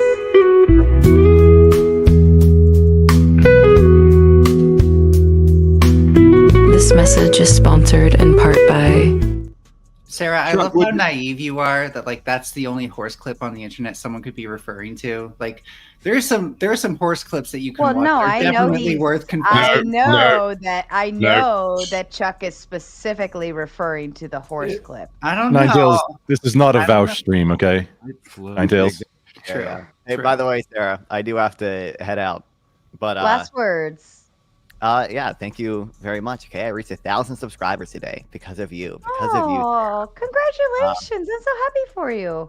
Yeah, thanks. Keep coming back on. Talking to all of you. Yeah, thanks again, Sarah. We'll put your link backstage if you want 1,001. One thing non-fun. Do you want to debate on Greet Energy? No, I want to debate you on green energy. I bet you guys can email this. No, I want to debate you on green This energy. could have been an email. Green energy. No, I'm is not- Patrick. It's not really my thing. I'd have Yeah, to it's my do thing. research for it. So I'm probably not the best person. We could probably. I mean, the economy is not How is a about- horrible how topic for about me. I since actually didn't care there's- about the election Hold up up. until 4 days ago. Since there are at least 3 of you that want to debate on green energy, we just make that next Mod Monday. Okay. Are you for it, non-fun? There's 2 of them. As a 3 of us are going to be debating green energy on Mod Monday. I don't know what Mod Monday is. I don't know like what. You don't know what Mod Monday It's is? a but mod you're thing here? on Monday. Moderator Monday. Like this. It's like this, but it's here on Monday. It's more I structured. mean- There's only 4 of you, and then we have the hot seat coming in. I bet these all could be emails. Naomi All in could chat be is emails. wrong. I'm not solar powered. I'm sex powered. I don't know. I'll do it. I guess I can do The it. visuals. I'll do it, I guess. Damn. Okay. Well. I mean, Sarah, you're right. I'm Don't totally worry, Sarah. craving for debates. You're right. Compared I to would like, like enthusiastically non-fun, show up I'm Mod like way Monday. too. They don't cater to your bougie side. This is the problem okay, with it. so non-fun Mod Mondays are pretty fun, but they're much more strict. This is Throwdown Thursday, which is usually a lot uglier than this. I'm actually surprised. Everybody's very, very copacetic right now. But Mod Mondays, 4 panelists, just the 4. And then we have the hot seat, and that starts about 30 minutes after you guys have your first 30 minutes, right? So then the hot seat comes in, and then we kind of go into open panel dumpster fire after 2 hours.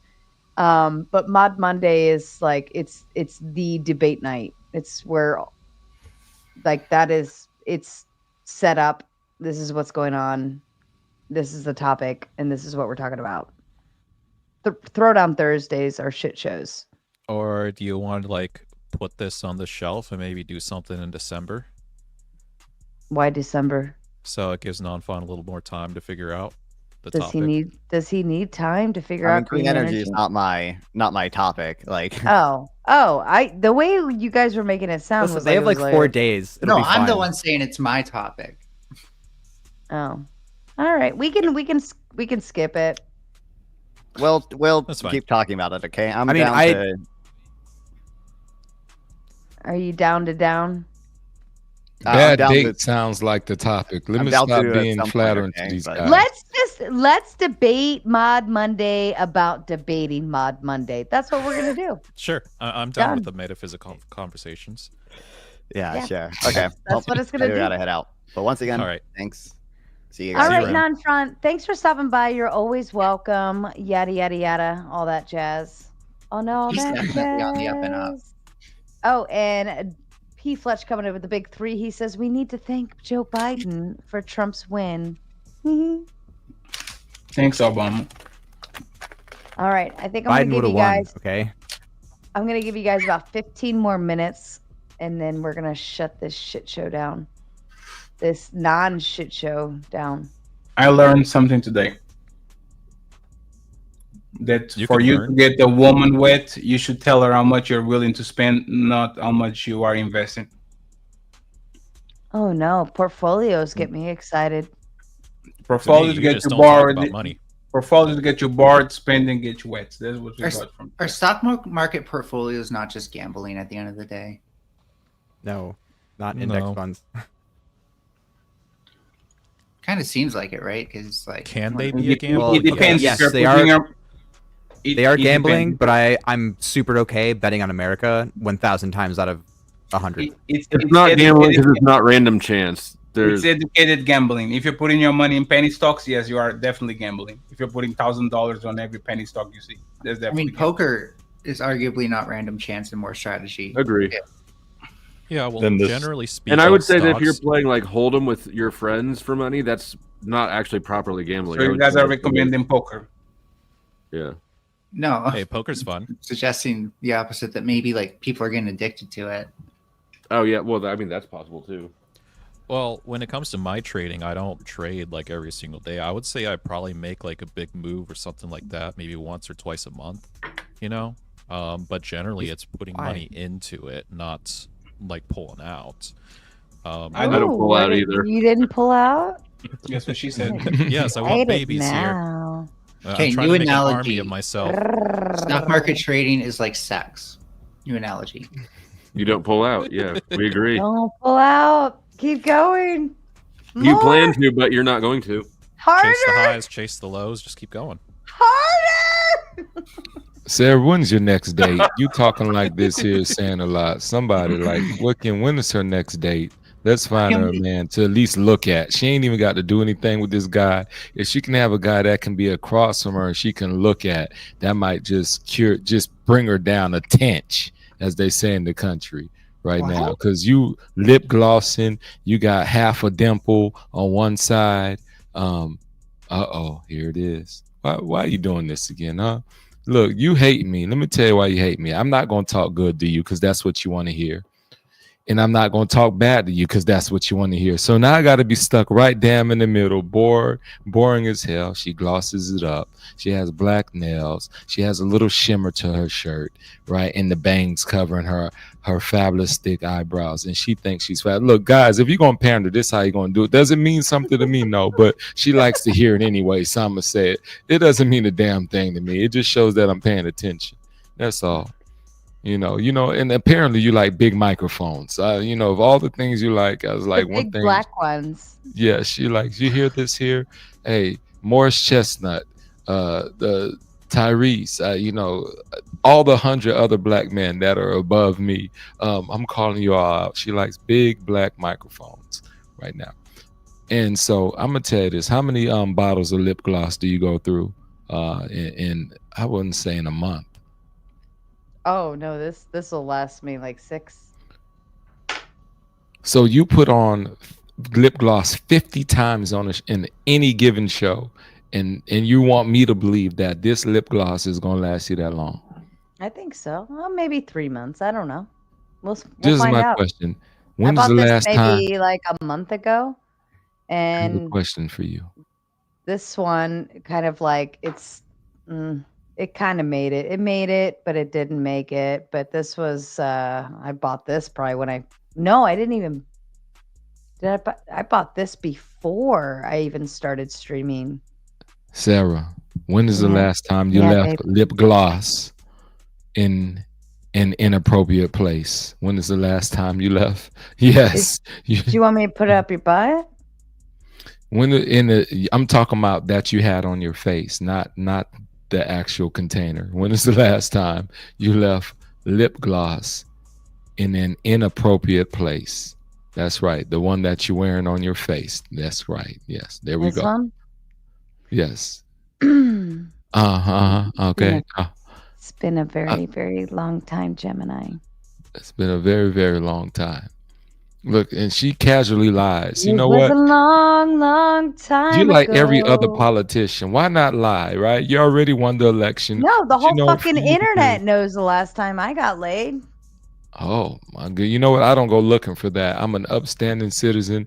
I look for kind content, sweetheart energy, and banter, even though what I'm saying is a lie, but thank you for giving me the answer. So you know what? That's enough of this. You got people talking reckless in the comments, talking about, oh, they look official. This is great. What would I do? It's a lie. I would break up with you before we ever had a real relationship, come back to you to have a real relationship, and then break up anyway. That's how I operate. Like, that's terrible. That's my pattern. So don't waste time with me. Yeah. That's because you're a Gemini, and that's why I'm a Taurus, because we don't just settle down for whatever. You know, when we make a decision to settle in, we lock in. Like that's it. We don't go back and forth and back and forth and forth and back and all that stupid Gemini bullshit. Taurus is no, like once we claim loyalty, like that's it. You're mine, I'm yours. It's just how it's gonna be. You're talking reckless. First off, a lot of women like the back and forth. It's the back and forth, and forth energy. You're going back and forth. No. In the bedroom, that is. No. In the bedroom. In the In the bedroom. bedroom, absolutely. You can go back and forth all fucking night long. Yeah. But in terms of the relationship and as it stands, no. You go back, But you're bullheaded. I'm gonna go by. You're bullheaded though. No, I'm fucking loyal. When I make a decision, I've already given it a lot of time, thought, and effort into making that decision. I'm not just going to be like, So that's what you do when you break up with men. You said, you know what? I'm over it. He thought he was cool. He's not my type. I'm breaking up with him via text. Yeah, she didn't deny it, people. I told y'all. I don't break up text.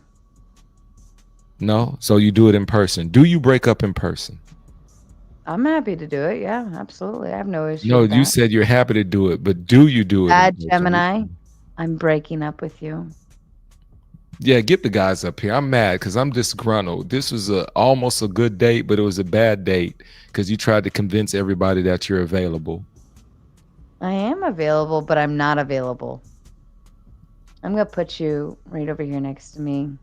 Oh my gosh. You know what? Let me black out my camera so you put me in the corner. And then Neve's here. I can't stand this. Flow State, Nice. shout. You know what? I'm not going to even roast anybody. I'm just going to mind my behavior. She wants me to be next to her. I'm going to put on a red tie and be more presidential if I have to.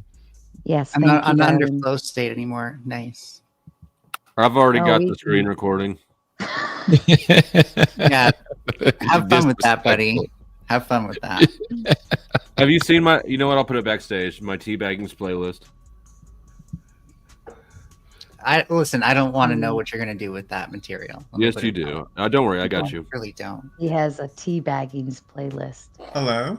Oh my god. Sorry, you didn't hear what I was saying. Nope, not at all. Oh my god. Begging What will that we ever Gemini do? to stop yapping. Oh my god, this man. You guys give him so much breathing room. I will say though, the suit looks nice. I think that's a nice change. You did all of that. You did all that tearing me down to build me up. So you know what, Neve? I gotta tell you, I miss your voice. That's what you No, do. no, don't tell me what I do. That So is I'm what going to you return do. the compliment. You know what? I apologize for not addressing you as soon as I saw you. Neve, you are a great person. You changed up Yes. real quick. Look, you're a spectacular person. Like people like you, I'm telling you, if more people like you could be born, I would want to stop being born. But that's how special you are. But that's my What? compliment to you. Yeah, I think I take. Oh, my bad. That wasn't a compliment. I apologize. It came out incorrectly. In my head, it sounded different. Let me rephrase it. Neve, your voice is like the goddess of, you know what? I'm done. Sarah. Yeah, I think you gotta that was drop a that great bit a fail by little. me in my date. It stunk up ticky tack.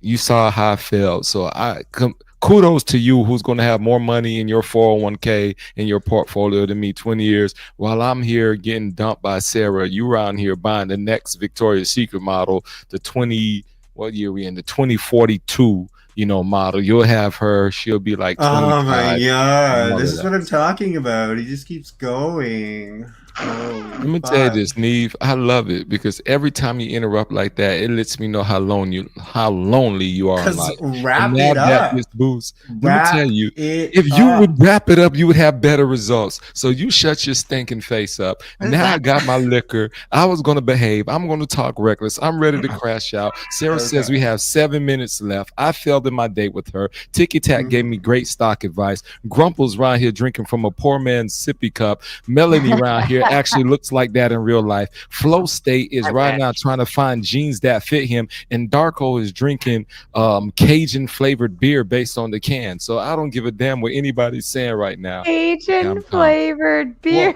I'm calm. To the credit of the panel, I thought it was a good conversation. I learned a lot actually. Can I just Gemini, point out I'm that, thoroughly like, impressed Mel by doesn't your know fucking your anything about burns are polite, and they hit, and I'm very Okay, let's impressed. stop glazing. Let's stop glazing. Now back to glazing. Tiki Tack is definitely the most attractive person on this panel because he's probably the richest. Oh, You're Ticky Tacky, muted. man. You're muted. Congratulations, Tiki. Ticky Tack. There's some Ticky prime Tack. ass right there. Yeah, unfortunately, all the money is caught up in assets, so I'm technically poor. That earn more What you're money? saying is that you're an ass. That's a bummer.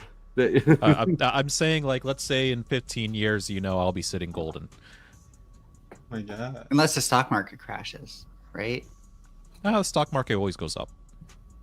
It always trends up. It'll drop Money goes down a up. little bit, but if you look at an actual trend of the stock market, like it will always go up. You just have to be patient. Have you looked at an inflation adjusted graph? No. I haven't either, but that would be very interesting. Yeah, inflation, honestly, I don't really understand much about it. Other Well, than it's my only thought behind it is that inflation, as long as we keep our inflation consistent with the rest of the world's inflation, we're generally okay. Our dollar won't collapse. We can still trade, and everything's fine. Yeah. Inflation is really simple, and they try to complicate it for obvious political reasons. But all it is the government prints more money into existence, so each existing dollar is worth less. That's the whole thing of it. Well, it's also, putting more spending into the economy. Nope. Okay. No, it's not. Wow. Okay. It's not. I'm sure there's more than one way to have inflation. No, there's not. There's one way. Degree in economics, and that's all inflation is.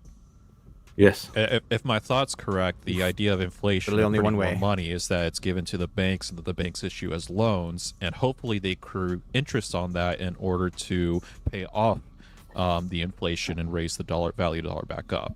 That's not. No, Well, loan to the banks, right? And then the banks give out loans. Yeah, that's how But money that's is. fractional reserve banking. Inflation really is just as simple as there's more currency for the same pool of resources. Are you sure you're not oversimplifying it for political reasons? Mm-hmm. Okay. Definitely not. No, he has a degree in this stuff, Melanie. So, like, you know that he knows didn't- his shit. I didn't because even those flex that right liberal now, but if you institutions think I'm taught him wrong- economics. All right, I'm Booster sure of Shot, that, what is- but I've what is also- what is the error in my explanation? I've heard from non-political Oh no! organizations. What? What do you mean? I guess my bit of advice on all this is that don't try to go in and change the game, play the game. So learn about what exactly is happening in the system and just do the same exact shit that all Yes. the Do people do billionaires crypto? are doing. So I actually invest in crypto miners because when You the steal our crypto graphics cards? essentially, yeah. Fuck you. Fucking asshole. The idea They're is using all that ASICs now. It's not. when the crypto market goes stagnant, all these crypto miner operations are going to switch over to AI because it's the same exact technology.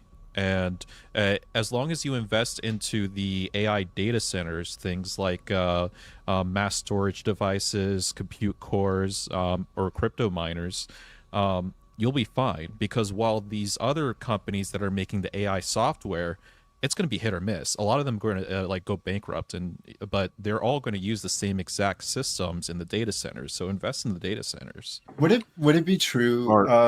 Would it be true that, like, if crypto mining does move to some sort of AI system, like the only sort of advantage like a company or corporation gets from AI, I think is like carried by their ability to obviously cool things effectively. My understanding is it takes like a fuck ton of water. Like with the average person, like nowadays people are running up their electricity bills, with 20, 40, 80s going on in their living room. But is that going to continue to be accessible when it moves to AI? So Those people probably aren't being efficient either. No, it doesn't seem like that it, hasn't I been guess. like viable for a long time. I got a complete answer. I got a complete answer to all of this. Yeah, I'm interested, honestly. So the data centers, they're already making their custom boards. They're just using the chips that are being supplied by NVIDIA mostly, and they have an efficient warehouse in order to cool those things. But they're also stationing themselves right next to all the green energy based sources, especially nuclear, because during those like off hours where wind and solar is just producing energy but not going anywhere, that they feed off of that on a huge discount. Same with nuclear plants. The nuclear plants always have to be running at a thermal efficiency in order to be effective on their ROI. So having these data centers running always keeps the nuclear facilities at its minimum. So it's just very lucrative on how you can make the energy deals with these companies, and those are the people that you got to invest into. Man, I really want to do that green energy debate on you with you because I just saw a study that actually shows green energy doesn't cause blackouts. But anyway, sorry, Neve. Well, Darko's. I think what he's saying is it's not viable to do it at your house anymore, or to do it en masse, which I can understand. I think when you're competing with entire countries with like massive investments and that sort of thing, it doesn't make any sense. I guess that was just kind of. Also, the most. By the way, for the water thing, most powerful cards aren't usually the most efficient because they do take more electricity and require more cooling. The most efficient is usually like a mid-level card, or at least historically. I'm not up on the most newest mining stuff. Probably an FPGA nowadays. But FPGA for the water, risk stuff is probably the best, but I don't know. I'm not in it. So I've Can I just quickly address the water thing before we get on to something else, because we probably will. But with water, you can just make that whole system closed loop. Since you're probably pumping it to some degree anyways to get it through your system, you might as well just source it from the place where you got it, and then just put a little bit of extra energy into getting rid of the heat instead of dumping that into a natural ecosystem, and then eventually that's gonna wind up fucking us. Isn't the okay? Never mind. I don't know. Like, I'm talking out of my ass here, but isn't the environmental concern the use of water? Like, you're expending it. Well, that's why we'd want to Obviously, make you're that not water locking- system closed loop. Yeah, but you're not locking it up so that it can't No, be you used can. for other things. You're locking it up and it's diminishing over time. As far as I know, a lot of the newer Not really. systems are actually Fuel just or using whatever. gas heat exchangers, and they're not even using water anymore. You could also use glycol. That's interesting. Yeah, I really want to get into Peltier glycol's devices. messy. Peltier devices are not efficient. Oh no, definitely not. No. But the just using a simple like heat pump with refrigerant, and just directly cooling onto the board, that's an easier setup for most people in data centers. This is so fucking boring. No, it's not. No, you take that back. No, Sarah, look, this is so why people fucking like me boring. and you, Sarah, we're like B- students. We don't skip class. We out. No, We at the I B. was magna cum laude. Like this is still boring me. Isn't it laude? I believe it's magna Yeah, cum laude. cum laude. That's why she Look, was. just because you didn't all graduate in a nerd field. I graduated in a nerd field, just a different nerd field. Sarah's not in STEM. She's in and heal. micro, so I'm not even. What was your nerd field, Sarah? I'll give you guys. I'll give what Neve's saying. Legal and much. ethical studies. That's That's not a quite a fake nerd major. field, but I'll give you. like I'll half give of you a a nerd Like field. bioethics. Bioethics was my favorite course of them all. That's Like, nerd right there, that's fellas. nerd. That's nerd. That one, that course. I'll give you a course. Necropolitics So for the win. this is my thing. What's nerd about this here? When you got these guys who are insightful, intelligent, giving nuance, like, is it because they don't have swag? I'm trying to understand what's the nerd part of it, Sarah. It's just boring. I don't want to talk about water cooling anything. Except your hoo-ha. Yeah, so we didn't let me just tell talk you. about like, water cooling. We talked about glycol Lindsay, cooling. are you doing and any crypto refrigerant. mining these days? Crypto mining per se? Are you asking about that? I'm asking Lindsay if she's doing Yeah, a any little bit. crypto mining. I'm trying to jump into the conversation. Is your name but- Lindsay? No, ma'am. Thank you. Got him. My name is. Your mic is way low, Lindsay. Okay. Yeah. That's not all this low. Oh. We heard that. Ooh, that was Yeah, so yeah, low, that was huh? Just low. Get low. Her left eyelid. Get low. Get low. Mhm. I was wondering what the Lindsay, Dang, by he's chance, throwing jabs. are you crypto mining, and how She is that can't be going for doing you? that. No, I'm thinking about it because Trumpy just got elected and he's into that. So I'm thinking would of it. you- I'm thinking Elon Musk has his own skunk brand of that, and I say skunk because I don't like him, but I forgot what it's called, and I'm interested in maybe seeing if that goes somewhere because he did buy himself a position. From Would a you lo- solo mine? Would you solo mine or like group mine per se? Right. What do you mean? Holy GERP? shit! I love Lindsay. Well, group are. I only know solo mining is you have to crack a code to a Bitcoin itself on the blockchain, and if you solo mine, you get that entire Bitcoin. Versus a group of miners put in the CPU work. So fucking boring. Yeah, but It's funny though, Sarah. Sarah was trying to see does this equal to her getting a man? Like, y'all haven't solved that yet with all this math and data. Can we crypto mine to build her or get her a man? Either Yeah, or. what you have to do I is did do all that for shit and shut the fuck up about it. This might be more raise her interesting. electric bill. Our No, NFTs I got is an ethics question for you because I didn't ask my ethics question last Saturday. I'd rather do that than be. I'll take it. Do it. Yeah, you know, let's some pause. random dude. No Sounds offense. interesting. Go ahead. Okay. Let's do it. Okay, here we go. So this is not very complicated. You just gotta listen. You are in a 2-car accident, and it goes by so fast. You know how time actually slows down when you get in an accident. It seems like everything's slower. This time, it's fastened up because you've hit a pedestrian. Fastened. It's sped up because it's so confusing. It's so traumatic. You've hit a pedestrian in the crosswalk due to ricocheting off someone else's car. I don't know whose fault it is technically that you're even in an accident, but I do know that you killed the pedestrian right in front, smack in front of your car. You felt it, you saw it, you know. However, the other person gets out of the car and you're kind of surprised to see that it's an older lady. You know, she could be upper 70s, an 80-year-old, but she's perfectly able to. Are 80-year-olds hot? They can be. Yeah, I mean, for 80. Grandma. She can be as hot as Christy Brinkley. Have you seen those Nancy Pelosi bikini pictures? Just, I mean. Okay, sorry. All right, sorry well, to interrupt. not get Sorry, distracted get by back hot to it, lady. Lindsay. Get back to it. Don't let them deter you. And be anywhere That else. won't change the answer, so I don't think it will. So she's totally hot. And she's 80. But she's so disgruntled. She's pacing back and forth. She's putting her head to her temples. She's very scared and upset. And you say, "Are you okay?" Because she seems extra upset, more than she should be, because you're the one that hit the pedestrian. And she says to you, "I think I hit a pedestrian. I think I killed her." And she's pointing over to the pedestrian, who is now dead on the side of the road. And she's like, "I'm sure I saw it on my car. What are we going to do? What am I going to do? Can you call the police?" Now, your choice is, do you figure to yourself, this is my opportunity. I can throw her under the bus because she's 80. They won't put her in prison. And she's hot. And also, she's so old and so frail. They'll completely let her go. Whereas if I, who is you, say I did it, and I know I did it, and that's the truth, I could be in prison for life, or at least for 20-something years. You know, I don't know how much it's involuntary manslaughter. I don't know how much time you get for that, but it's going to be a long time because you're at fault when someone's in the crosswalk.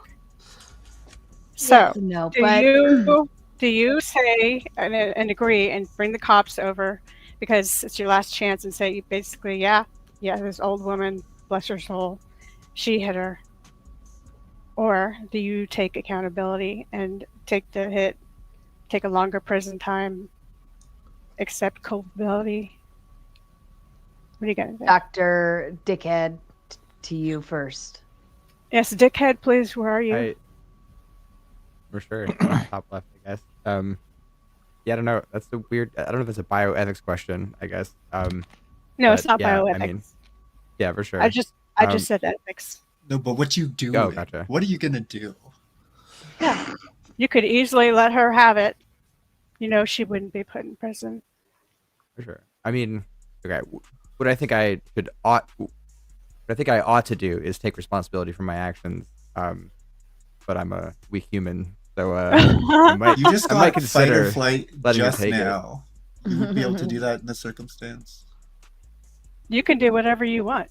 You're a free agent. Yeah, I mean, I think it would be wrong to do it.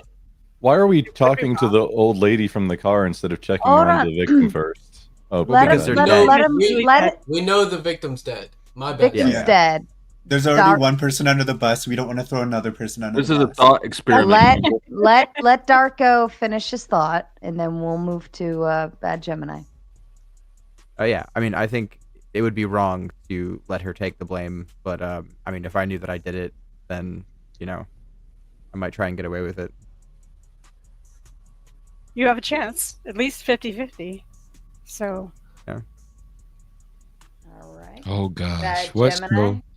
where did she pull this from? Like, what Nancy Drew What Usually Alfred she just Hitchcock? begs Take a her. lunch. Here we go. Where did you pull this from? I'm gonna say this real simple. Look, You can said look a it up key online. thing. You said a key thing. First off, I didn't hear anybody being inebriated. Secondly, you But said we the vehicle all know you would have ricocheted. been. Yes, that is absolutely true. But guess what? If I'm inebriated, I'm definitely not driving wherever they at. This accident would have happened at a club, and I probably would have ran over a stripper. The story would have been completely different. But anyhow, so when we talking about what she says, the ricochet, you know, all of this can be looked up, right? Like if they're talking that you're not inebriated, you're not DWI, DUI, and now was the driver negligent in front of you, right? Because if they were and they caused you to get in this accident and as a result you ricocheted and hit that person, then it really isn't your fault because that's circumstantial in the turn of events. But you don't remember because you're traumatized. The other lady doesn't remember because she's traumatized and old. Well, okay, if you want to add the trauma to it, then we're going to do the American It thing. is traumatizing to kill somebody, whether you're the one watching or. But I will say this: if it's so traumatizing that you can't remember who did what, one thing I can do is remember the lie, and I'm going to say, you know what? This old lady was driving like a maniac, and she ran that woman over. And I hated to see it, so I can't remember the lie. That's one thing you won't take away. And officers, I'm here. You can take any statement you need from me. I got it. And she's gonna be distraught. She's not gonna remember anything. This old woman's memory. I'm gonna take my memory over hers. So yeah, I'm lying on her. I'm sorry, ma'am. It's unfortunate. Officer, I'm here. I don't think it was intentional. We'll resolve it in court, but I won't be the one that's sitting on the stand when we're in court, but I can be a witness and say she was a sweetheart, even though she ran over this woman. Jesus, Gemini, give that I us a did. fucking point. That was it. That was it. That was it. Head talkers around That here. was it. That was it. All I right. ran over. Yeah. For me, number one, you can't do anything and it not be caught on camera, so you might as well just have some integrity and fucking deal with it anyways. Number two, you would have to be found guilty of doing something wrong. If it was a ricochet kind of scenario, obviously you're like it's a snowball effect, right? Just the same as if somebody bumped into the back of my bumper and pushed me into another vehicle. It's the same common effect. All right. In this event, somebody That would always unfortunately be their fault. dies. Yeah, it's a causational. But number three, there's no point in lying. You can't keep up with lies. It's against it's against the grain of everything. You might as well just you're gonna be better off by letting the officer know, hey, this is what I believe happened, XYZ, and you're not they have to investigate it first, but in any event, I think you're better off just telling the truth, and because the more you try to hide shit, the more stuff comes out, and then they're going to start really questioning things. Yeah, what if they did the trajectories of the tires and everything and figured out that you ricocheted, but she caused you to kill him, so it's involuntary manslaughter, or her involuntary manslaughter for both. Now he's getting in double trouble because he lied. He committed perjury. You're darn right. I'm lying. It's a brother. I'll send you sweet cakes in prison because you're gonna need them. That's not perjury, though. I think you have to be on the witness stand for it to be perjury. Yeah, that's true. I think so. Yeah. Well, you're still impeding an investigation, right? So if you tell them something that's not true during an investigation, because that's what they're doing there during that time, you are impeding on an investigation. Which is what, a misdemeanor? It's still something. Why are we talking to police without a lawyer? It's going to haunt you later instead of whatever. You're fully wrong, but I will wait till my turn to explain why. That's your account, though. That's not the truth. You can misremember. She's wrong. Why are we all talking to police without a lawyer present about something that could very much impact your entire life going forward? That's the right question. Let's let Neve go. It's hypothetical. We don't want it to be too boring. Lindsay, she's like what, 70, 80? Not me, but yes. Okay, well, no, I know you're not. you can't be dating Yeah. over 35. The Good circumstance of the situation really does boil down to the age for me.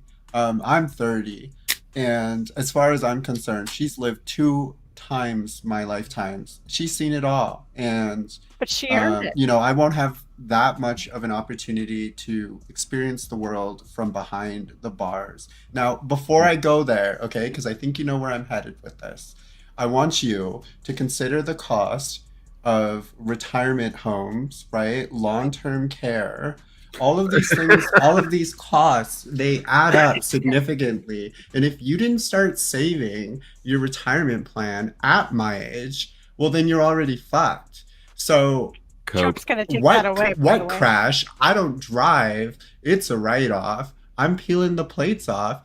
And she's going to jail for 25 years, and she might be there for 5 before she dies, and she'll live comfortably, knowing all her needs are met, and that, you know, she doesn't have to worry about there being a roof over her head. Neve's going straight to hell. Yeah, that's yeah. Take it away, Flow State. Generation entitlement. Oh, hold on. We're actually going to skip and go to Tiki because he's going to step away. So Tiki, if you want to give your answer and your final closing thoughts or whatever. My answer is get a lawyer. But no, it's if it's a situation where it's just you and it's your moral standing, just tell the truth. Just own up to it, because that's probably going to be the best thing to play in your court case. It's actually not just you and your moral standing. I would question that. It's you and the rest of your life. Well, some would throw morality out for that. Yeah, but the thing is, if you're going to go to court, you're going to be in a jury of your peers. So if you follow along with everything that's correct, what's that? Unless you take a plea deal, which you probably will, because they stack them so differently. Yeah, and it's like this is where a lawyer comes in to really help you in making the correct decisions as well and being able to fight your case. But I got to head on out. My dogs are demanding my attention. So I definitely want to say a big thanks to Gemini. Lots of kind words heading your way. Dr. Draco, nice seeing you again. Flow State, you're awesome. I can't believe that you didn't use Andrew's arguments against non-fawn. It's like you would have had him in the bag. I'm multitasking over here. I'm trying to work with somebody to help me get my strike peeled off. So I was sort of in and out of the whole conversation. Yeah, okay. Hey, Neve. Nice seeing you again. I know we didn't speak much, but awesome to have you around. And thanks for joining, Dan. Thank you, Lindsay. Grumple's awesome talking to you. And Melanie, save the best for last. Have a good day.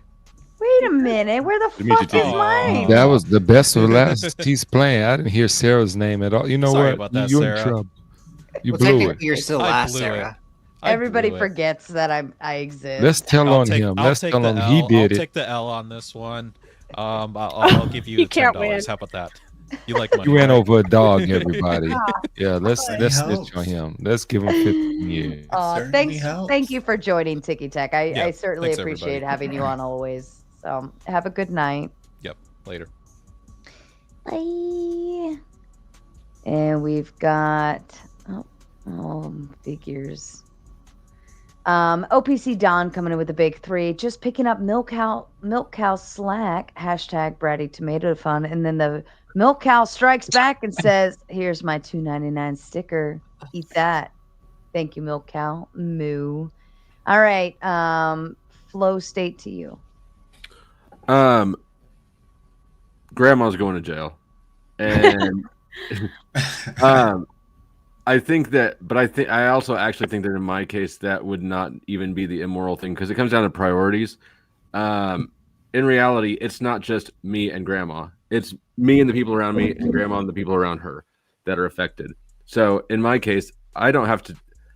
Would it be the right thing for me to leave my daughter without a father and Katie without a husband because I didn't want the weight on my conscience of not having told the truth here? I don't think it is. I think that if I'm prioritizing their needs, which I think I should, I'm going to lie. Or I'm going to let Grandma eat it. Also, you should never confess to the cops. You should never, just wait for a lawyer. It's not going to help you. Cops it's not your mom. They're not going to value you confessing, and generally they're not going to work that hard to investigate things anyways. I don't think they'll ever.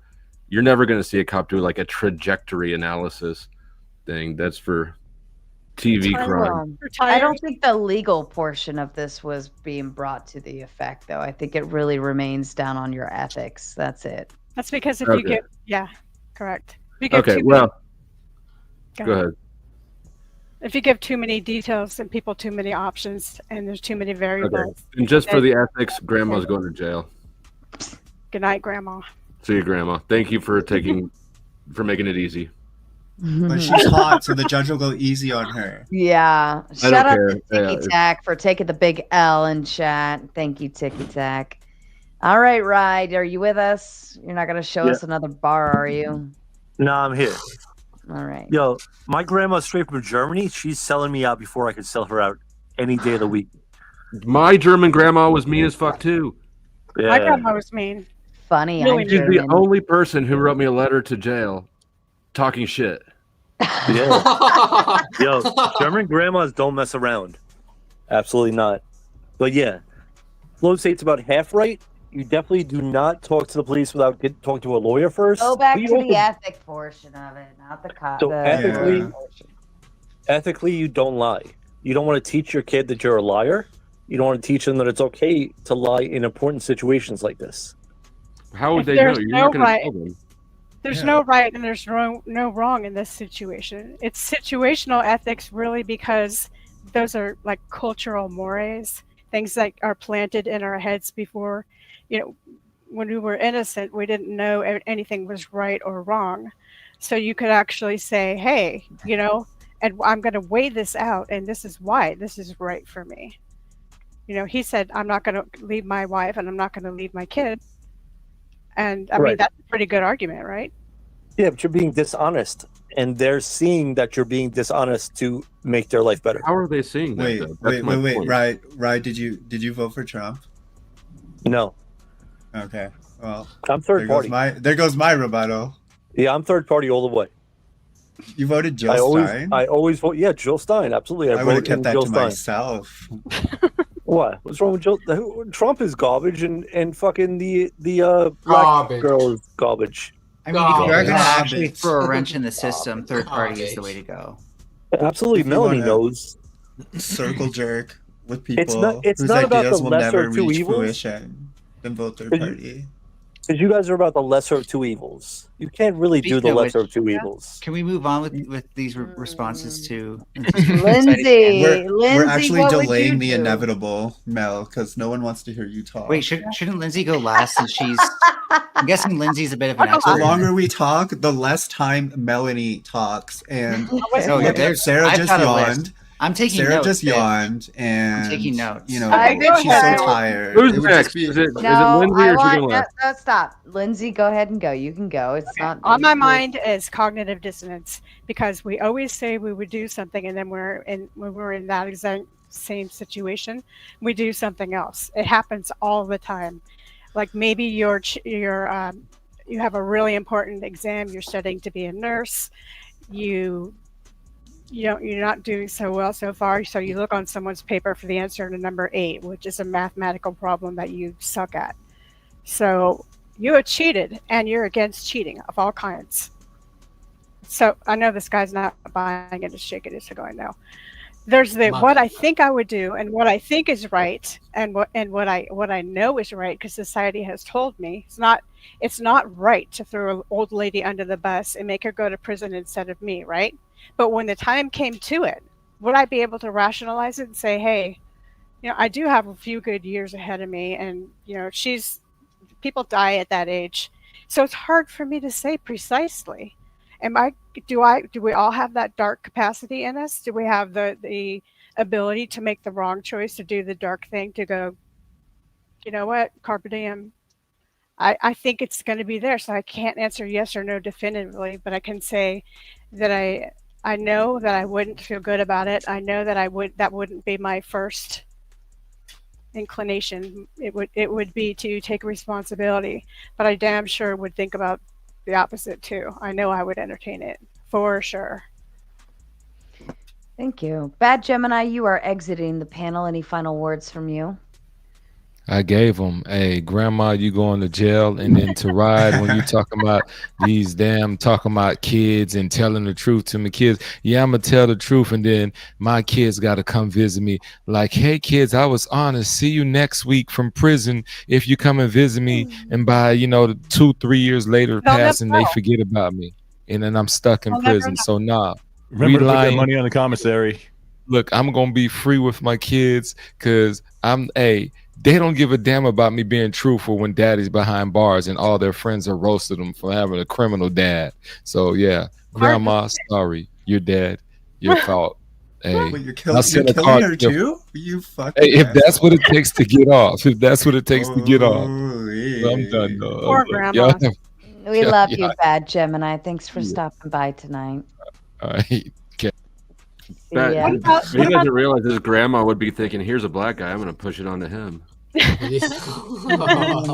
You're right. Add an extra element. What about all right, Dan, to you. All right, well, I think everyone addressed kind of just the main points of it. Morally speaking, my mind goes to I'm legally not even in the wrong as that ricochet thing comes into play.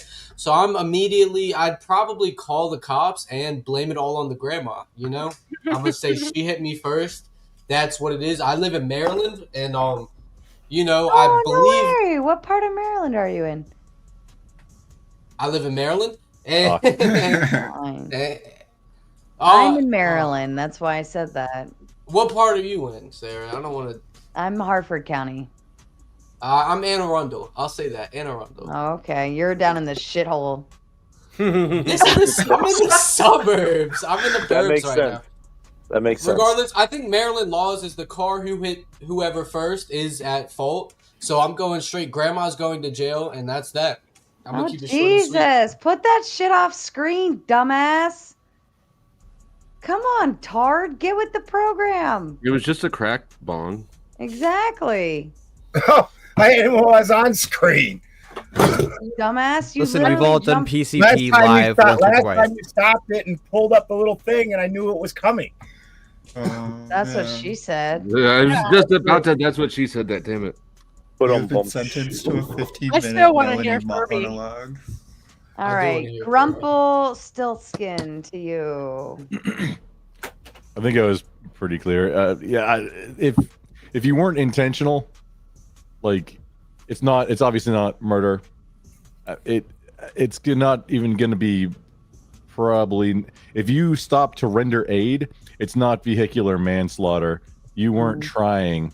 It's not negligence. I thought it was second. They died. Murder. Manslaughter doesn't have to And be they intentional. They were in a Why are you saying it's second degree? What? It's your fault. Why are you assessing that now? If you hit anyone in a crosswalk, it's automatically your fault. But I'm in California, so the law might be changed depending on your state. Or province. Well, it would be your fault if you directly were driving through and hit them, but in this instance, you were pushed into them. This was a piece of a larger wreck incident that you weren't very clear on. Did the granny cause you hit the granny? Could have. And it was very unclear about who. It's her fault you hit her? Made it. What was she happen. wearing? The way she was wearing, she's 80 and she was hot, so she was wearing a black leather outfit. She distracted me with her Well, pussy. maybe if she was wearing a fluorescent yellow outfit, Grumble wouldn't have hit her. The real question. Maybe that's what I'm dog. hearing. Thank you. That's what I'm hearing. She was asking for it. But yeah, never talk to police ever. If you're talking to police, they're putting together a case against you.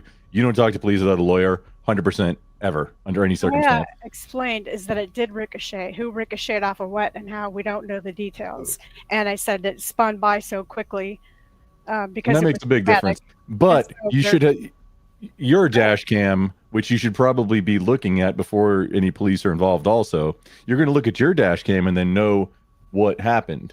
And And you're stealing before Sarah's you answer start now. talking. She already said everything is on camera. Like, come on, dog. Yeah, Well, I'm saying with you gotta your own fix it dash now. cam, which it probably is these days. Right. But I mean, That's what. it's Well, that's talking about what she meant on environmental by cameras. everything is on camera. Right, but No, your own not dash what she cam meant. because That's not everybody's what she meant. responsible and He's has sweating. dash He's cam sweating. for We got him on the kind of ropes. thing He's right here. sweating. What on the ropes? I said never talk to police ever without a lawyer. That's it. And that's like saying drive safely. In this instance, But people talk to Not police. People talk to police not all the everyone- time without a lawyer. Yeah, and not Yeah, everyone then drives that's- safely. I think It's that's even a silly supposed to be thing a to do. legal issue.